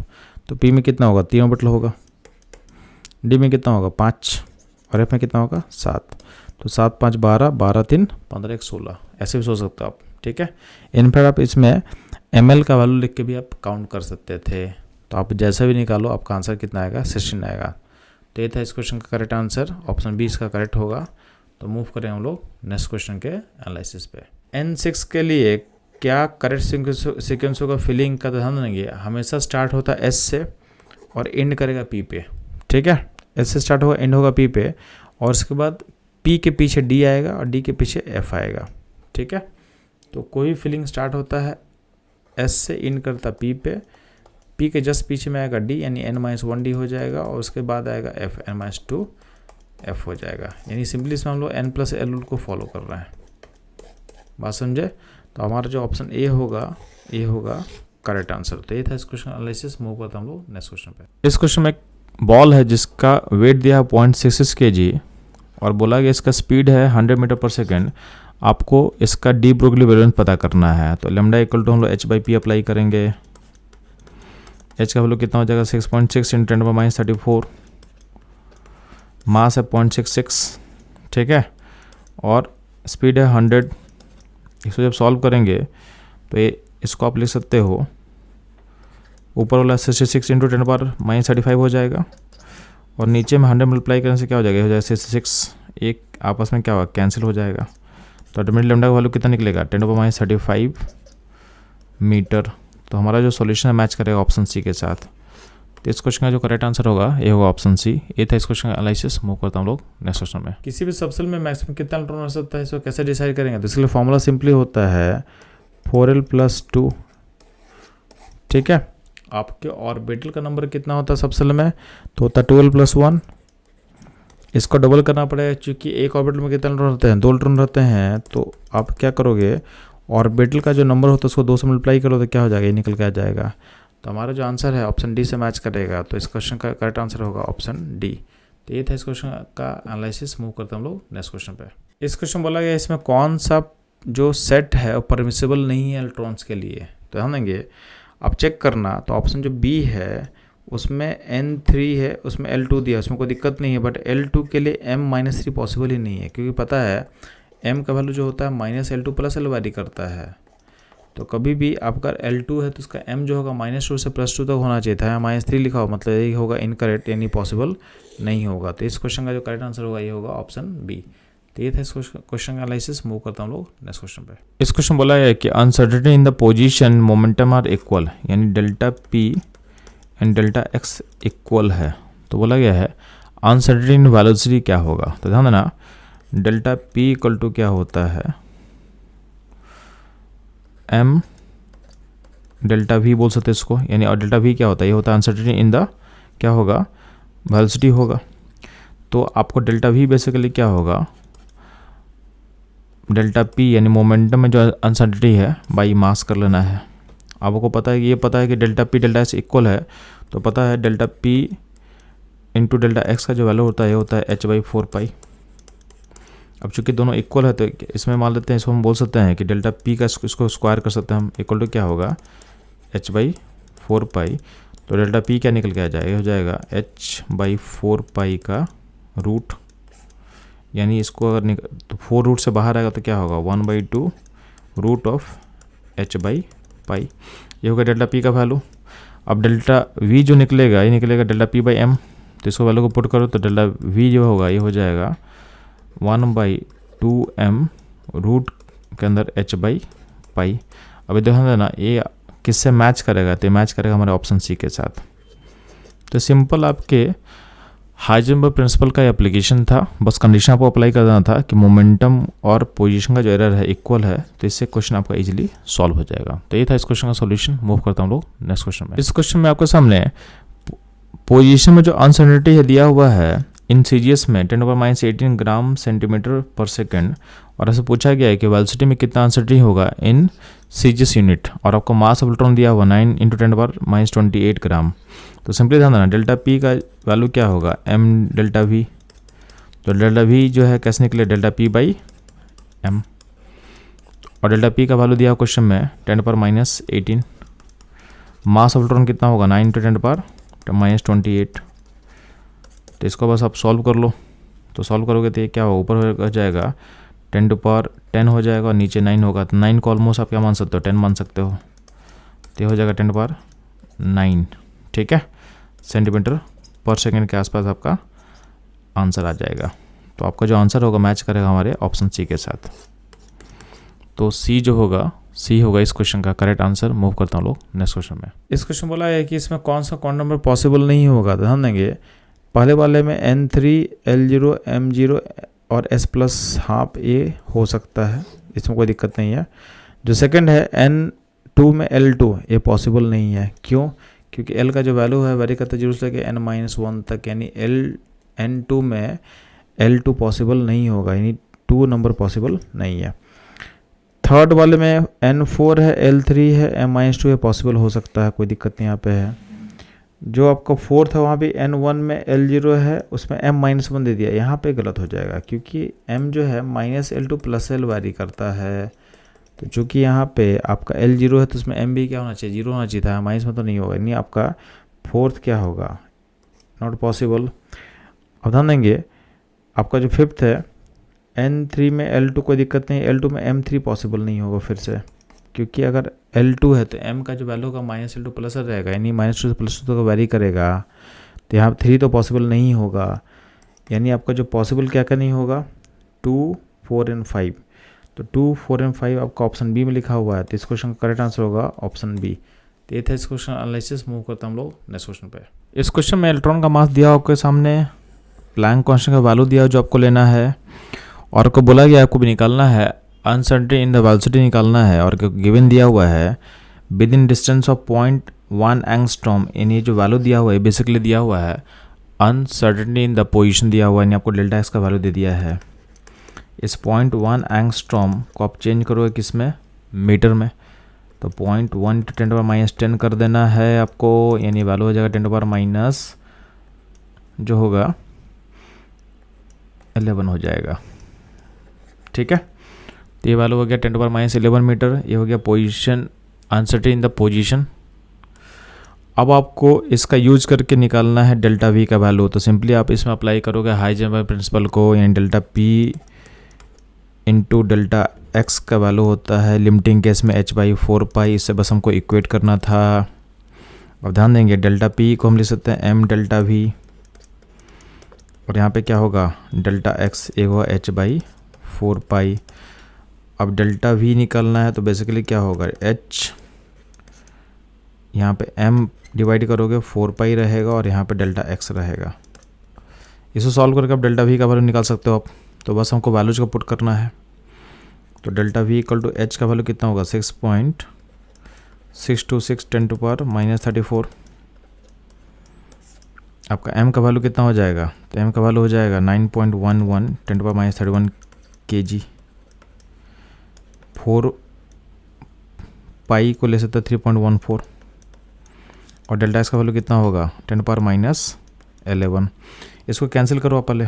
तो कैंसिल जब करोगे तो अल्टीमेटली आपका 10 का पावर का फॉर्म पहले निकालो आप। तो ऊपर यहाँ पे 6.626 तो रहेगा, नीचे होगा 9.11 और यहाँ पे 4 रहेगा, यहाँ पे 3.14 रहेगा, ठीक है। 10 का पावर क्या आ रहा है देख लो एक बार। तो 10 का पावर जो बैठेगा तो यहाँ से 31 -3 होगा, ये 10⁸ यहाँ पे आएगा, ठीक। अब ध्यान देना ये मीटर पर सेकंड में होने वाला है। अब ये वैल्यू को देखो नियरली कितना आने वाला है।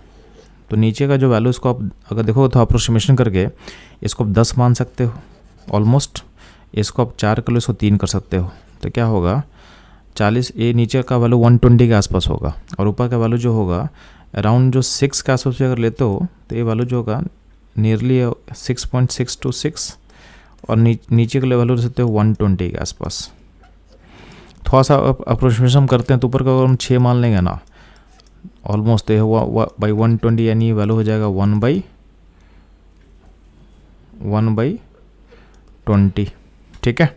और 1/20 का जो वैल्यू हो ये कितना हो सकता है, तो ये हो जाएगा 0.05 के आसपास होगा, ठीक। तो आप देखोगे जो वैल्यू है इसको नियरली हम कितना बोल सकते हैं 0.05, यानी इसको जब आप सॉल्व करके लिखोगे तो वैल्यू आ जाएगा 5 × 10⁶ मीटर के आसपास आएगा। तो आप देखोगे आपका आंसर जो है, हमारा आंसर किसके क्लोज होगा, तो हमारा आंसर जो नियरली होगा ऑप्शन बी के साथ मैच करेगा। तो आपको जो ऐसा क्वेश्चन सॉल्व करना है तो पूरा एग्जैक्ट वैल्यू लेके आप सॉल्व करो तो क्या होगा, आपका बहुत टाइम जाएगा और इनफैक्ट कैलकुलेशन में गलती भी कर सकते हो। तो थोड़ा बहुत अप्रोक्सीमेशन कर लो। अगर आपका ऑप्शन दूर दूर है तो आप देखो आपके सारे ऑप्शन में 10 का पावर डिफर कर रहा है, मतलब ऑप्शन दूर दूर है, तो थोड़ा बहुत अप्रोक्सीमेशन क्या कर सकता है अलाउड हमारे लिए रहेगा। तो इसका आंसर आप बी बोल सकते हो। इनफैक्ट आप कैलकुलेशन पूरा सही भी करोगे तो आपका आंसर जो है, ये जो वैल्यू जो हम निकाल रहे हैं वैल्यू मैच कर जाएगा 5.9 के साथ। तो इस क्वेश्चन का जो करेक्ट आंसर होगा ऑप्शन बी। ये था इस क्वेश्चन का सॉल्यूशन। मूव करते हम लोग नेक्स्ट क्वेश्चन पे। इस क्वेश्चन बोला गया है कि ऑर्बिटल का जो ओरिएंटेशन है किस क्वांटम नंबर से गवर्न होता है। ध्यान देना, ऑर्बिटल का जो ओरिएंटेशन होता है उसको हम गवर्न करते हैं मैग्नेटिक क्वांटम नंबर से, यानी इस क्वेश्चन का करेक्ट आंसर होगा ऑप्शन डी। तो ये था इस क्वेश्चन एनालिसिस। मूव करते हैं हम लोग नेक्स्ट क्वेश्चन पे। इस क्वेश्चन में हाइड्रोजन एटम का सेकंड बोर ऑर्बिट का एनर्जी दिया हुआ -328 किलो जूल पर मोल। अब आपको पता करना है एनर्जी ऑफ फोर्थ ऑर्बिट। तो ध्यान देंगे एनर्जी का जो एक्सप्रेशन होता है उसको बोल सकते हैं nth ऑर्बिट का माइनस सम कांस्टेंट Z²/n² होता है। यहाँ पे चूंकि हाइड्रोजन एटम है तो इसके लिए जेड क्या हो जाएगा, जेड हो जाएगा 1, इसको पुट कर दो तो हो जाएगा k 1 का स्क्वायर और नीचे हो जाएगा n हो जाएगा 2, तो 2 का स्क्वायर हो गया, यानी वैल्यू क्या होगा -k/4 और ये वैल्यू कितना दिया हुआ क्वेश्चन में दिया हुआ है -328, ठीक है, किलो जूल पर मोल। अब ध्यान देंगे आपको निकालना एनर्जी ऑफ फोर्थ ऑर्बिट। तो फोर्थ ऑर्बिट क्या होगा -k, हाइड्रोजन के लिए जेड क्या होगा 1, तो 1 का स्क्वायर कर लो और n होगा 4, तो 4 का स्क्वायर कर लो, तो वैल्यू कितना आ जाएगा -k/16। इसको आप लिख सकते हो 1/4 बाहर ले लो और -k/4 लिख सकते हो और -k/4 का वैल्यू यहाँ से पुट कर दो जो कि क्वेश्चन के अकॉर्डिंग हम निकाल चुके थे। तो ये हो जाएगा एनर्जी ऑफ जो फोर्थ ऑर्बिट होगा ये 1/4 टाइम्स -328 होगा, तो इंटीमेटिव हो जाएगा ये -82 किलो जूल पर मोल, यानी हमारा जो आंसर होगा ऑप्शन बी से मैच करेगा। तो चलो ये था इस क्वेश्चन का सॉल्यूशन। मूव करता हम लोग नेक्स्ट क्वेश्चन पे।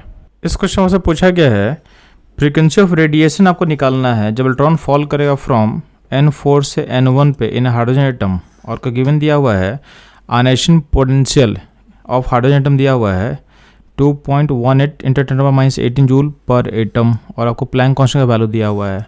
सिंपली आपको आयनाइजेशन एनर्जी का मतलब आपको ग्राउंड स्टेट का एनर्जी पता है, तो in terms of ground state energy आपका जो nth ऑर्बिट का एनर्जी क्या होता है -2.18 × 10⁻18 जूल पर एटम, और इसको मल्टीप्लाई कैसे करते हैं हम लोग Z²/n²।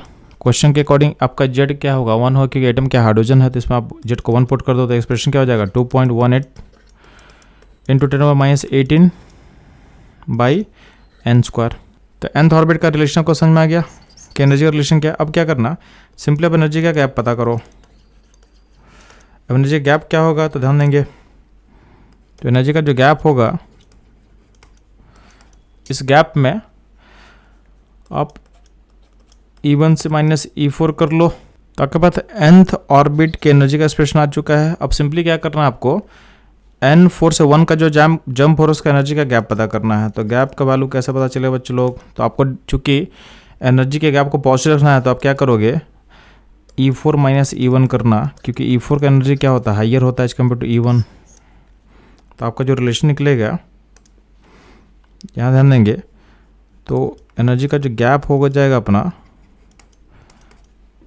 तो 2.18 को कॉमन निकालो -18 को, यहाँ पर हो जाएगा 1 - 1 का स्क्वायर -1/4 का स्क्वायर, तो अल्टीमेटली हो जाएगा 2.18 इंटू 10⁻−18 और यहाँ हो जाएगा 1 - 1/16, तो अल्टीमेटली ये चीज़ एक्सप्रेस हो जाएगा इंटू 15/16।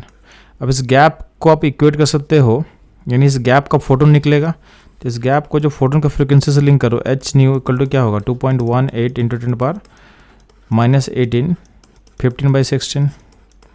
अब यहाँ फ्रिक्वेंसी आपको निकालना, तो फ्रिक्वेंसी कैसे निकलेगा, इस वैल्यू को डिवाइड कर दो, प्लैंक कांस्टेंट है,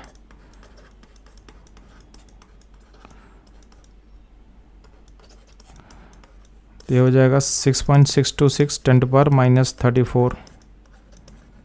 ठीक, अब इसको जब सॉल्व करेंगे तो ऊपर हो जाएगा 2.18, नीचे हो जाएगा 6.626 इंटू 15/16 यहाँ पर हो जाएगा, और यहाँ पर हो जाएगा 10⁻16 हो जाएगा।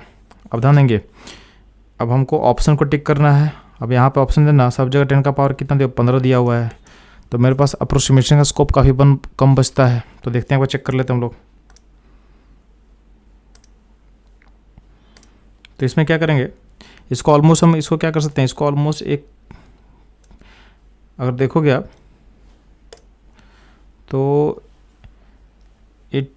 15/16 को ऑलमोस्ट आप कैंसिल कर सकते हो, इससे आपके आंसर में ज़्यादा फर्क नहीं पड़ने वाला है। ठीक है, तो आपके पास आएगा 2.18 और यहाँ पर जाएगा 6.6, इसको ऐसा मान सकते हो, तो इसको 2.2 मान लो आप, तो ये हो जाएगा ऑलमोस्ट क्या होगा 1/3 इंटू 10⁻16।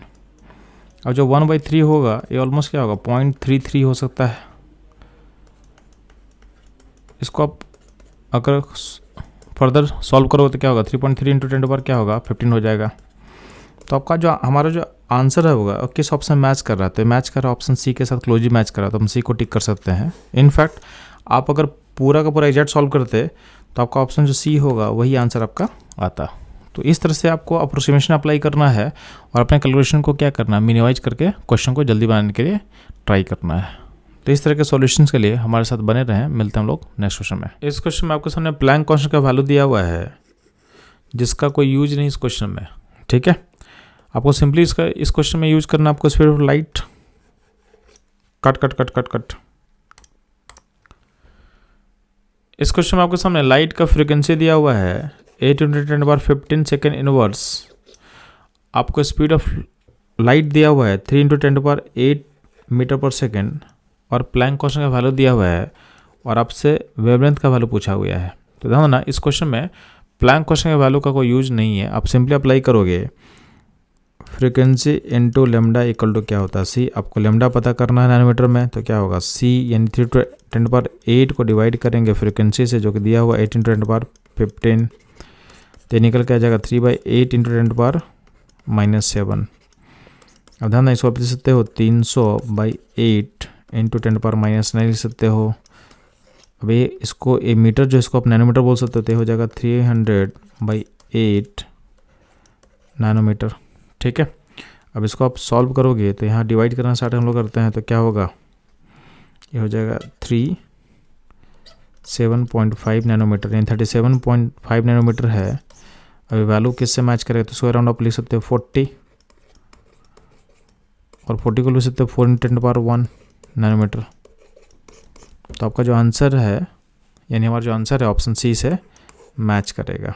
ठीक है, थोड़ा सा इसमें अप्रोक्सीमेशन इसमें लिया गया है, एग्जैक्ट वैल्यू नहीं है, बट आप देखोगे हमारे आंसर से नियरेस्ट कौन सा होगा, ऑप्शन सी मैच करेगा। तो इसको हम इजीली टिक कर सकते हैं। तो ये था इस क्वेश्चन का सॉल्यूशन। मूव करते हैं हम लोग नेक्स्ट क्वेश्चन पे। इस क्वेश्चन में आपके पास हाइड्रोजन एटम के फर्स्ट एक्साइटेड स्टेट का एनर्जी का वैल्यू दिया हुआ है -3.4 इलेक्ट्रॉन वोल्ट। आपसे पूछा गया है कि सेम ऑर्बिट में हाइड्रोजन एटम का जो इलेक्ट्रॉन है उसका काइनेटिक एनर्जी का वैल्यू क्या होगा। ठीक है, तो ध्यान देंगे आपको एक रिलेशन पता होना चाहिए जो हर जगह काम आएगा आपके पास। तो ध्यान देंगे जब भी आपका बाउंडेड सिस्टम होता है, जब भी सिस्टम स्टेबल होता है यानी बाउंडेड सिस्टम होता है, फॉर एग्जांपल आपके पास सन और अर्थ, यानी जो प्लैनेट मूव कर रहा है, ठीक है, सन एंड अर्थ, आपका जो प्रोटॉन और इलेक्ट्रॉन, तो इसको हम बोलते हैं बाउंडेड सिस्टम यानी बंधा हुआ है।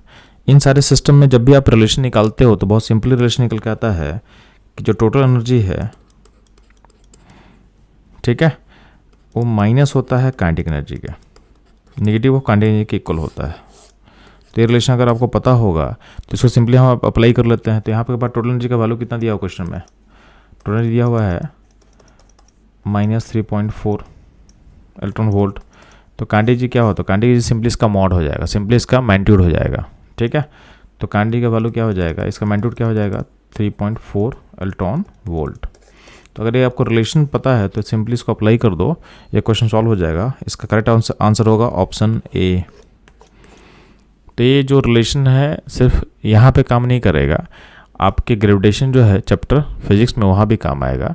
वहाँ भी जो टोटल एनर्जी का वैल्यू अगर मान लेते हैं कि -200 है तो काइनेटिक वैल्यू हो जाएगा +200, जस्ट उसका मैग्नीट्यूड। या उल्टा बोल सकते हो कि काइनेटिक एनर्जी का वैल्यू अगर समथिंग 200 है तो उसका पोटेंशियल वैल्यू यानी टोटल एनर्जी का जो वैल्यू होगा वो निकल के आ जाएगा -200, ठीक है।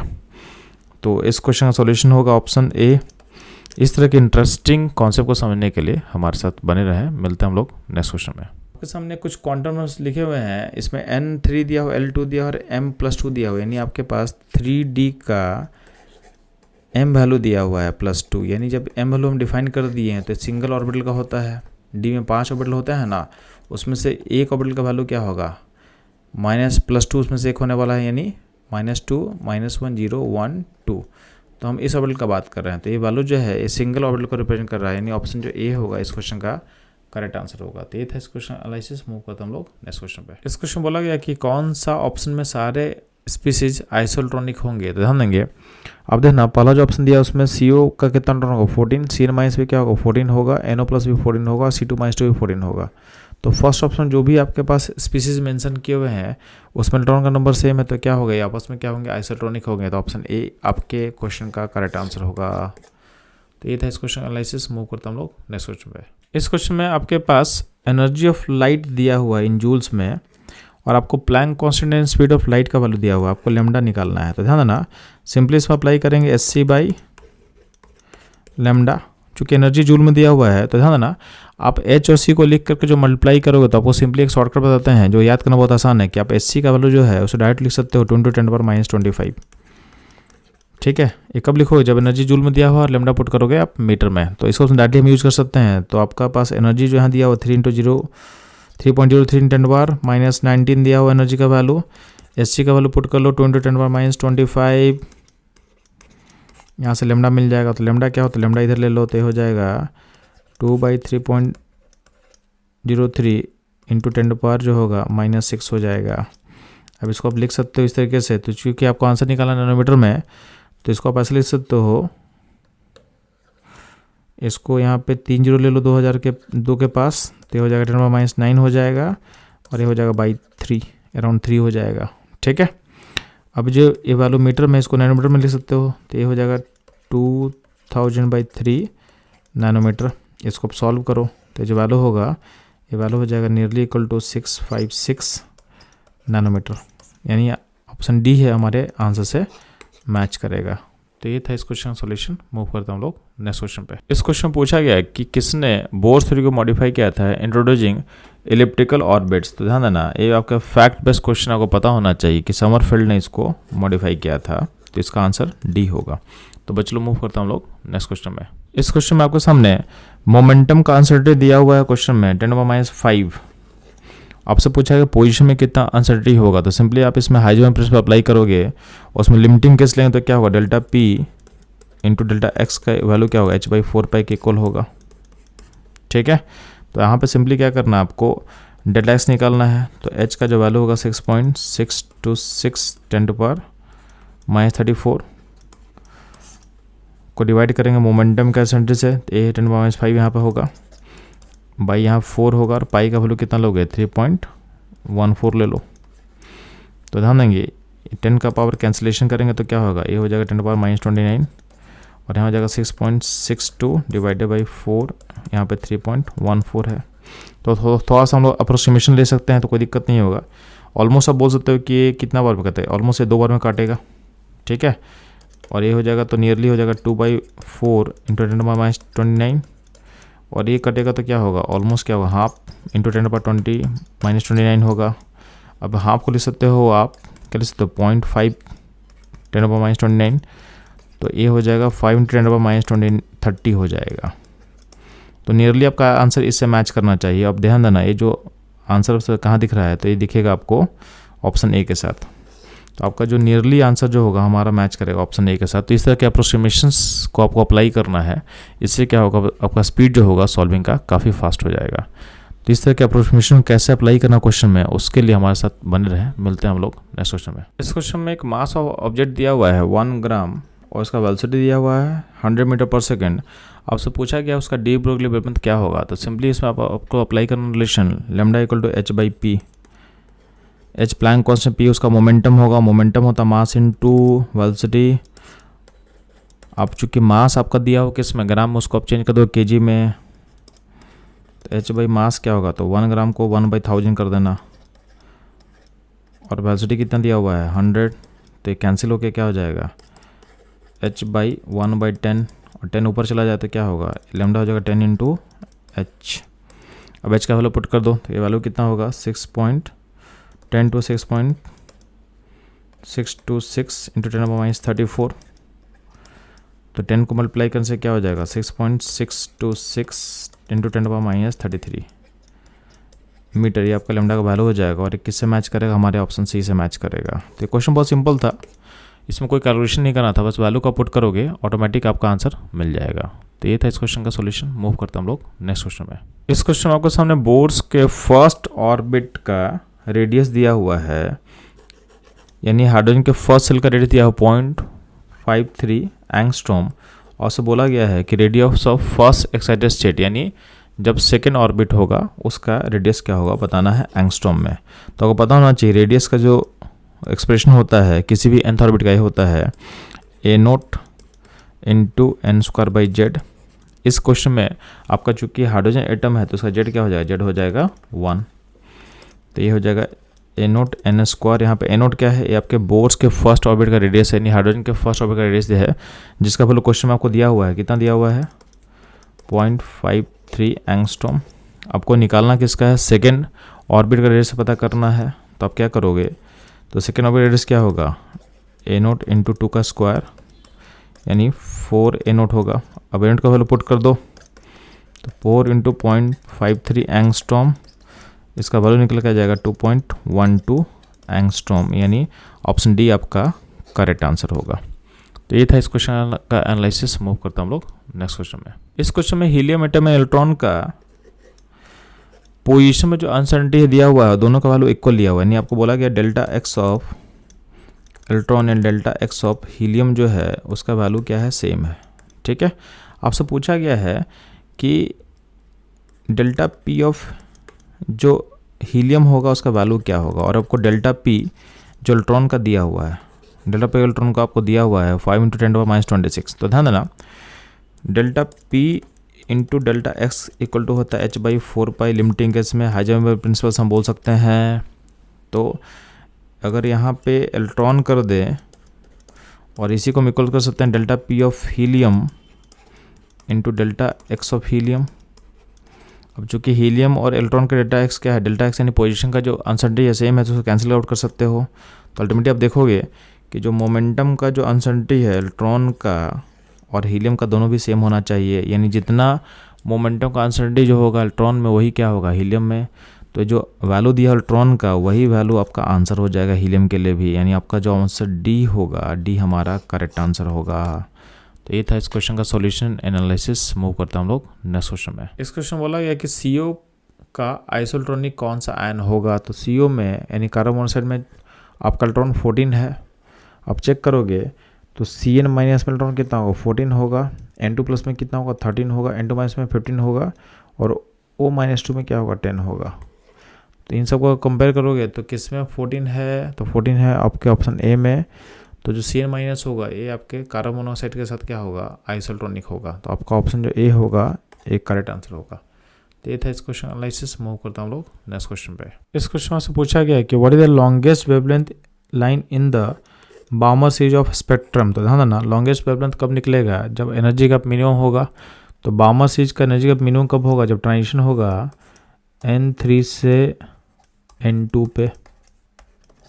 तो आपको लेमडा पता करना, तो सिंपली क्या होगा 1 बाई लेमडा इक्वल टू क्या होगा, चूँकि आपका हाइड्रोजन अगर एलिमेंट है तो उसमें हम लोग जेड क्या मानेंगे 1 मान लेंगे, तो are Z square 1 by N1 square minus N2 square होता है। ठीक है, तो इसमें वैल्यूज को पुट कर दो, 1 बाई लेमडा, आर होता है रेडबर्ग कांस्टेंट, इसका वैल्यू कितना होगा 1.1 × 10⁷ मीटर इनवर्स। जेड का वैल्यू को 1 पुट कर दो तो जेड हो गया 1 का स्क्वायर, N1 का वैल्यू क्या होगा, तो N1 लोगे आप 2 का स्क्वायर क्या होगा 4 माइनस 3 का स्क्वायर क्या होगा 9। तो ultimately 1 by lambda equal to क्या होगा 1.1 × 10⁷, और यहाँ पे आप सॉल्व कर रहे हो बेसिकली 1/4 माइनस 1/9 को, तो अल्टीमेटली हो जाएगा 1/1 × 10⁷, नीचे हो जाएगा 36 और ऊपर हो जाएगा 5। बात समझे? तो ये हो गया। इसको तो लेमडा कैसे निकलेगा, तो लेमडा इसका इन्वर्स हो जाएगा, तो लेमडा इक्वल टू क्या होगा 36/5, नीचे होगा 1.1 और 10⁻⁷ नीचे था, ऊपर जाके क्या हो 10⁻⁻7 हो जाएगा। चूँकि आपको निकालना नैनोमीटर में, तो इसको आप लिख सकते हो अराउंड 3600 डिवाइडेड बाई 5 इंटू 10⁻1.1, 10 यहाँ होगा -9 हो जाएगा। अब मीटर इसको आप लिख सकते हो नैनोमीटर, तो आपको सिंपली इसको सॉल्व करना है कि 36 डिवाइडेड बाई 5 इंटू 1.1। अब देखोगे ये जो वैल्यू है निकल के आ जाएगा 656 नैनोमीटर, यानी ऑप्शन जो बी है हमारे सॉल्यूशन से मैच करेगा। तो ये था इस क्वेश्चन का सॉल्यूशन एनालिसिस। मूव करते हैं हम लोग नेक्स्ट क्वेश्चन पे। इस क्वेश्चन बोला गया है कि जब आपका इलेक्ट्रॉन जंप करता है N1 से N3 पे तो कितना एनर्जी को ये अब्जॉर्ब करेगा, एमिट करेगा। तो चूंकि आपका इलेक्ट्रॉन 1 यानी लोअर से हायर में जंप कर रहा है N1 से N3 में, तो ये आपका लोअर एनर्जी लेवल है और ये आपका हायर एनर्जी लेवल। तो यहाँ पे क्या होगा, आपका ये फोटोन यहाँ पे क्या होगा अब्जॉर्ब होगा, यानी इसमें एनर्जी क्या होगा अब्जॉर्ब होगा इस जंप के लिए। कितना एनर्जी अब्जॉर्ब होगा आपको बताना आंसर अर्ज में। तो आपको पता होना चाहिए कि 1 जूल में होता है 10⁻7 अर्ज सोचते हैं, तो ये आपको रिलेशन पता होना चाहिए।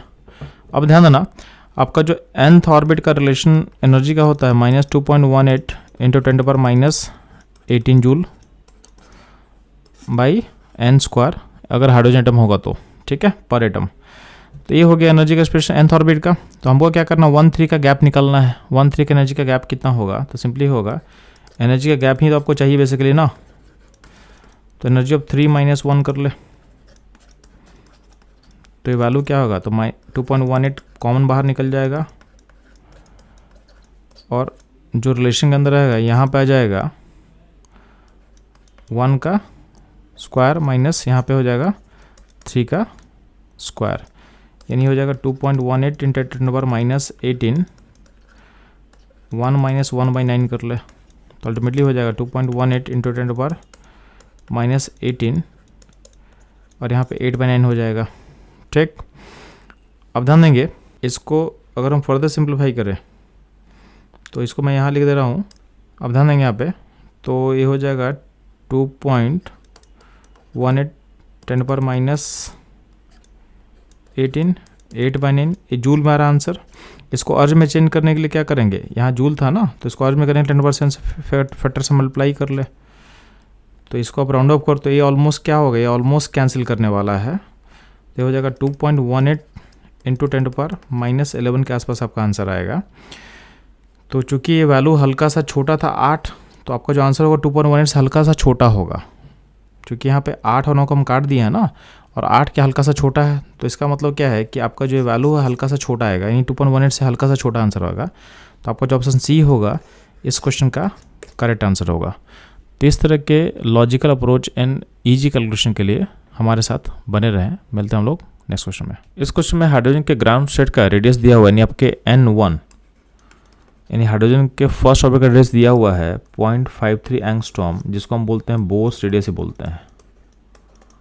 ठीक है, और आपको पता करना है कि Li+2 यानी हाइड्रोजन लाइक आयन का Li+2 आयन का फर्स्ट ऑर्बिट का रेडियस क्या होगा। तो ध्यान देंगे, आपका जो फर्स्ट ऑर्बिट का रेडियस होता है उसका वैल्यू होता है,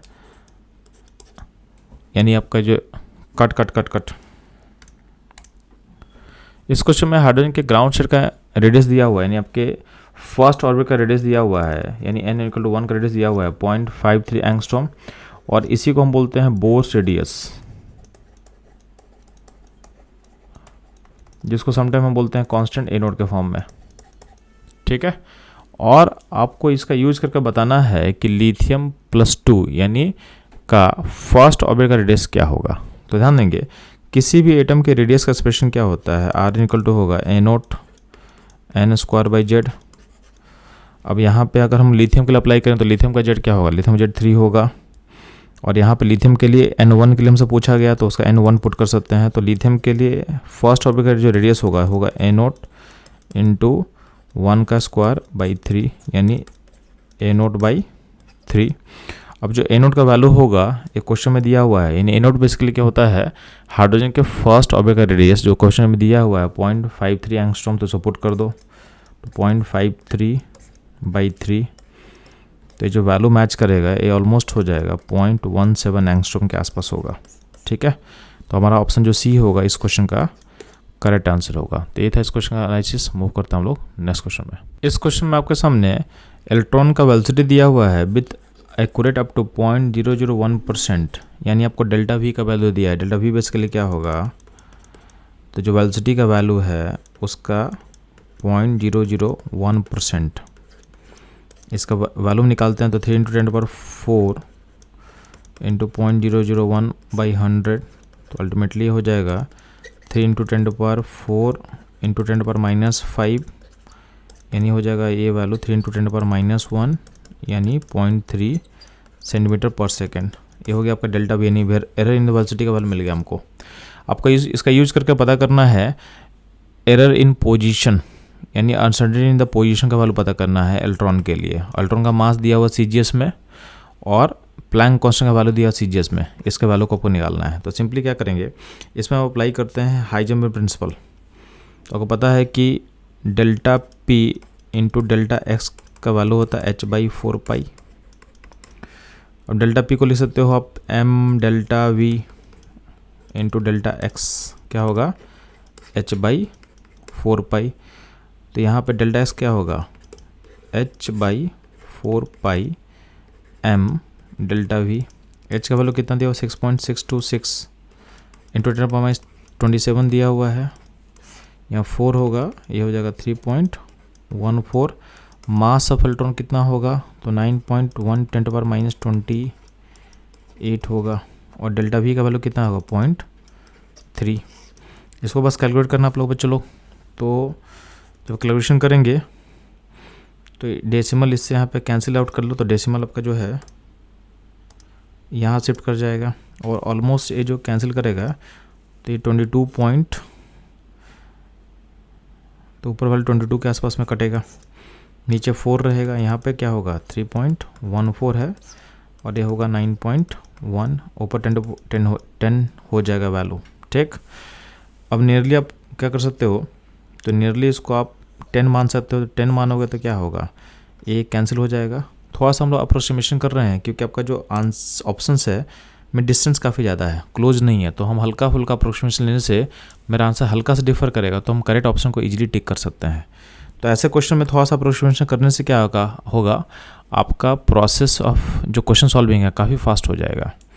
तो यहाँ पर हम लोग इसको ऑलमोस्ट 10 मान के कैंसिल कर लिए, इसको आप 3 मान सकते हो। बेसिकली इसको हम बढ़ा दिए तो इसको हम घटा दिए, ताकि नेट वैल्यू में क्या होगा ऑलमोस्ट डिफरेंस काफ़ी कम रहेगा। तो इसको 3 मानोगे तो ऊपर 22 हो जाएगा, नीचे हो जाएगा 12। अब इसको हम जो निकालेंगे तो क्या होगा, ये हो जाएगा 1 पॉइंट। ठीक है, तो 1 पॉइंट ऑलमोस्ट 9 के आसपास से वैल्यू मैच करेगा आपके साथ। तो आप देखोगे तो आपका जो वैल्यू है 1.9 से कुछ बड़ा होना चाहिए। बड़ा क्यों होना चाहिए, क्योंकि ठीक है, तो 1.9 से जो वैल्यू के आसपास मैच करेगा। ठीक, तो अब ध्यान देंगे आपका जो वैल्यू 1.9 से कौन सा मैच करने वाला है, तो मैच करेगा ऑप्शन सी। इनफैक्ट क्या है, आप एग्जैक्ट कैलकुलेशन कर लो, कोई दिक्कत नहीं है।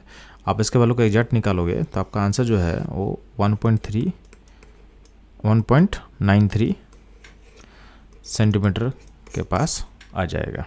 ठीक है, तो ये था इस क्वेश्चन का सॉल्यूशन, और अप्रोक्सीमेशन कैसे अप्लाई करना वो भी मैंने आपको सिखा दिया। तो इस तरह के अप्रोक्सीमेशन मेथड को समझने के लिए हमारे साथ बने रहें। मिलते हैं हम लोग नेक्स्ट क्वेश्चन पे। आपसे पूछा गया है कि कौन सा ऑक्साइड आयन के साथ आइसोट्रॉनिक नहीं होगा। तो ऑक्साइड आयन का जो इलेक्ट्रॉन होगा 10, Na+ का भी 10, F- का भी 10 होता है, N-3 का 3- का भी क्या होगा 10 होगा।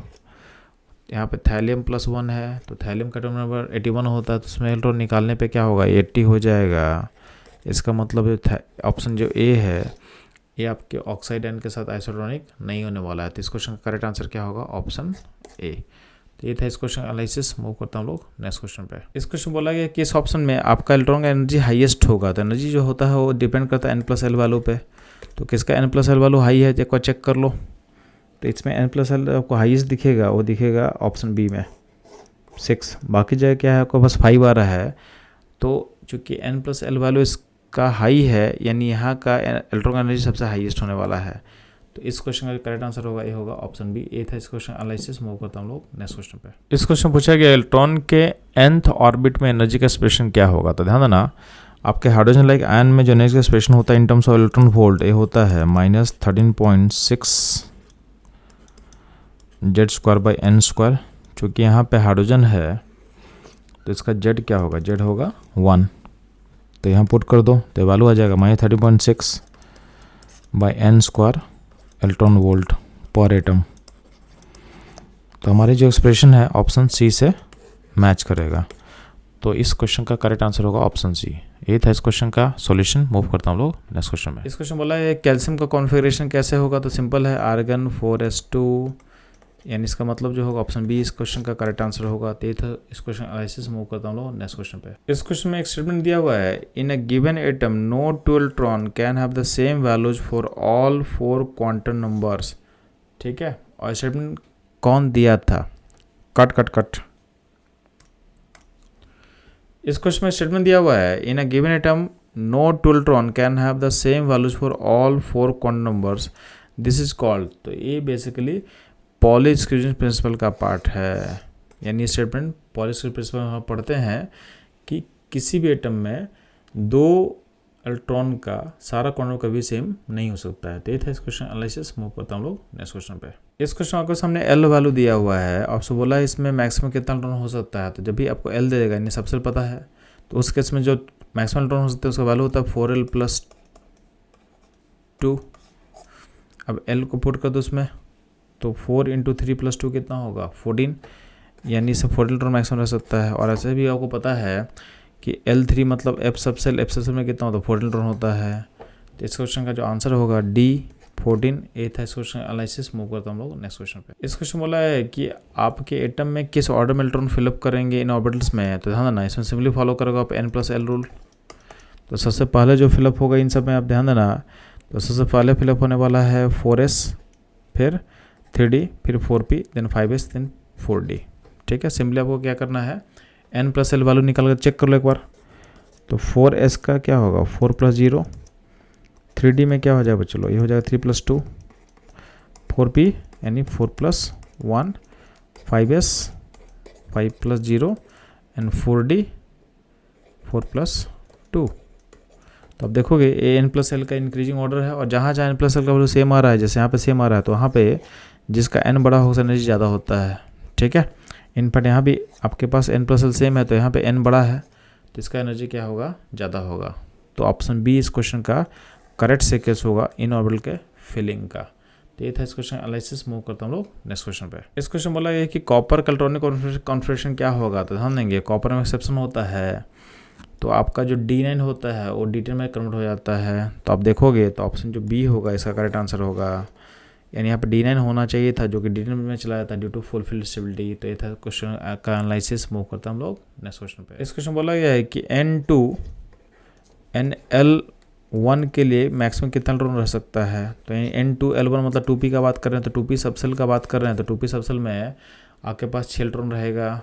तो p सबसेल में 3 ऑर्बिटल, हर में 2 इलेक्ट्रॉन, तो आंसर क्या हो जाएगा 6 हो जाएगा इसका। बस 2p सबसेल है ना, तो 2p सबसेल में क्या होगा आपका ऑर्बिटल जो होगा 3 ऑर्बिटल होगा, हर में 2 इलेक्ट्रॉन डालोगे तो क्या होगा इसका आंसर 6 हो जाएगा। ये था इस क्वेश्चन एनालिसिस। मूव करता हम लोग नेक्स्ट क्वेश्चन पे। इस क्वेश्चन पूछा गया कि किस आयन के आउटर मोस्ट शेल में 18 इलेक्ट्रॉन होंगे। तो ध्यान देना, जो पहला आपका जो आयन है कॉपर +1 उसको हम लोग चेक कर लेते हैं। तो कॉपर का जो कॉन्फ़िगरेशन होता है, चूँकि आपको इलेक्ट्रॉन काउंट करने हैं आउटर मोस्ट सेल में, तो आप नोबल गैस फॉर्म का यूज मत करो, आप शुरू से लेकर लास्ट तक कॉन्फ़िगरेशन लिखो। तो ध्यान देंगे, कॉपर का होता है 1s2 2s2 2p6 3s2 3p6, ठीक है। और इसमें होता क्या है, उसके बाद होगा 4s2 3d9 होना चाहिए था, बट यहाँ पे एक्सेप्शन होता है। तो यहाँ पे क्या होगा, 4s1 3d10 हो जाएगा, ठीक। अब ध्यान देंगे, आप इसको सेल के अकॉर्डिंग अरेंज करो।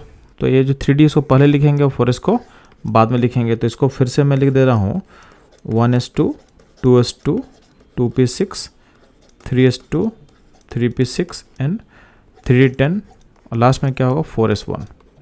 अब इसमें है क्या कि कॉपर का हो गया, तो कॉपर +1 में क्या होगा, यहाँ पे जो आपको s का इलेक्ट्रॉन दिख रहा है उसको आपको निकालना पड़ेगा, इसको आपको हटाना पड़ेगा। तो इसको आप हटा दो, तो ये हो जाएगा आपका कॉपर +1 का जो कॉन्फ़िगरेशन हो जाएगा, ये हो जाएगा आपके पास 1s2 2s2 2p6 3s2 3p6 and 3d10।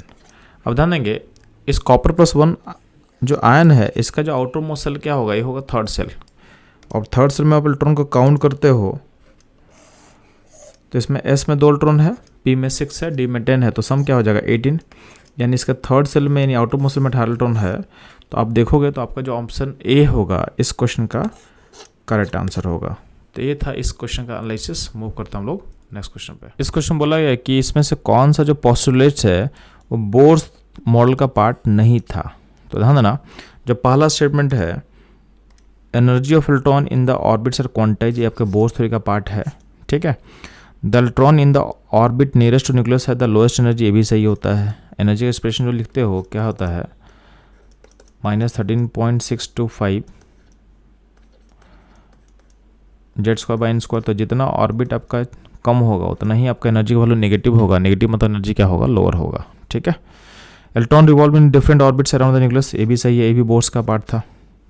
Option D जो हम देख रहे हैं स्टेटमेंट, उसमें क्या दिया हुआ है, the position and velocity of the electron in the orbit can not be determined simultaneously. यानी क्या होता है, पोजीशन और वेलोसिटी को एक साथ हम निकाल नहीं सकते, दोनों में कुछ ना कुछ एरर होगा। और ये जो स्टेटमेंट है ये किस का स्टेटमेंट है, ये था हाइजेनबर्ग का, ये बोर्स का स्टेटमेंट नहीं था। यानी जो ऑप्शन डी है ये बोर्स थ्योरी का पार्ट नहीं है। तो इस अकॉर्डिंग क्वेश्चन आपका जो ऑप्शन डी होगा ये होगा correct answer of this question. तो ये था इस क्वेश्चन का सॉल्यूशन। मूव करते हैं हम लोग नेक्स्ट क्वेश्चन पे। इस क्वेश्चन बोला है कि n+2 में कितना इलेक्ट्रॉन अनपेयर्ड होगा। तो ध्यान देंगे n का जो कॉन्फ़िगरेशन होता है 1s2 2s2 2p3 होता है। अब इसमें आप 2 इलेक्ट्रॉन निकाल दोगे तो क्या हो जाएगा, ये हो जाएगा, यहाँ से p से निकलेगा तो क्या हो जाएगा 2p1 हो जाएगा। तो 1s2 2s2 2p1 हो जाएगा n+2 का। अब 1s का मतलब इलेक्ट्रॉन पेयर्ड फॉर्म में है, 2s का इलेक्ट्रॉन में क्या होगा, पेयर्ड फॉर्म में होगा। तो 2p में क्या होगा, एक इलेक्ट्रॉन है तो क्या होगा, अनपेयर्ड फॉर्म में रहेगा। तो इसमें अनपेयर्ड का नंबर कितना होगा, 1 हो जाएगा। ऑप्शन सी इस क्वेश्चन का करेक्ट आंसर होगा। तो ये था इस क्वेश्चन एनालिसिस। मूव करता हम लोग नेक्स्ट क्वेश्चन पे। इस क्वेश्चन बोला है कि मैक्सिमम नंबर इलेक्ट्रॉन किसी भी सबसेल में कितना हो सकता है, कैसे पता चलेगा। तो ध्यान देना, अगर सबसेल का आपको एल पता है तो क्या होगा, सिंपली ये होता है 4l+2, यानी हमारा बी ऑप्शन क्या होगा, करेक्ट होगा। तो ये था इस क्वेश्चन एनालिसिस। मूव करता हम लोग नेक्स्ट क्वेश्चन पे। इस क्वेश्चन बोला है कि हीलियम का जो स्पेक्ट्रम है किसके सिमिलर होगा। तो ध्यान देना, हीलियम क्या है, हीलियम 2 इलेक्ट्रॉन सिस्टम है। तो आपको देखना है कि आपके गिवन ऑप्शन में किस में 2 इलेक्ट्रॉन होगा, उससे इसका स्पेक्ट्रम मैच करेगा। तो आप देखोगे Li+ में भी 2 इलेक्ट्रॉन है, तो इसका जो स्पेक्ट्रम होगा हीलियम के साथ क्या होगा, सिमिलर होगा। तो सिंपली इसमें आपको मैच करना था कि किसका इलेक्ट्रॉन सिमिलर होगा, उनका स्पेक्ट्रम क्या होगा, मैच करेगा। तो ये था इस क्वेश्चन का एनालिसिस एंड सॉल्यूशन। मूव करता हम लोग नेक्स्ट क्वेश्चन में। इस क्वेश्चन में हाइड्रोजन के फर्स्ट ऑर्बिट का रेडियस r दिया हुआ है, यानी आपको बोर्स रेडियस दे दिया है, ठीक है। और आपसे पूछा गया है कि nth ऑर्बिट का रेडियस का एक्सप्रेशन क्या होगा। तो सिंपल है, nth ऑर्बिट का रेडियस का एक्सप्रेशन क्या होता है बच्चों लोग, तो ये हो जाएगा बोर्स रेडियस इंटू n²/z, और z का वैल्यू इसमें क्या पुट करेंगे, 1 पुट करेंगे, क्योंकि यहाँ पे हाइड्रोजन एटम का z क्या होगा 1, तो ये होगा rn², यानी nth ऑर्बिट का रेडियस जो होगा rn² होगा। और ये किससे मैच करेगा, तो मैच करेगा हमारे ऑप्शन ए के साथ। तो ये था इस क्वेश्चन का सॉल्यूशन। मूव करता हम लोग नेक्स्ट क्वेश्चन में। इस क्वेश्चन बोला गया कि 3p में कितना स्फेरिकल नोड होता है, तो है ना, स्फेरिकल नोड का मतलब होता है रेडियल नोड, और इसका फॉर्मूला क्या होता है बच्चों लोग, ये होता है n माइनस l माइनस 1। तो 3p का वैल्यू को पुट करो तो n होगा 3, l होगा 1 और यहाँ -1, तो ये हो जाएगा वैल्यू 1, यानी इस क्वेश्चन का आंसर होगा ऑप्शन ए। तो ये था इस क्वेश्चन का सॉल्यूशन। मूव करता हूँ नेक्स्ट क्वेश्चन पे।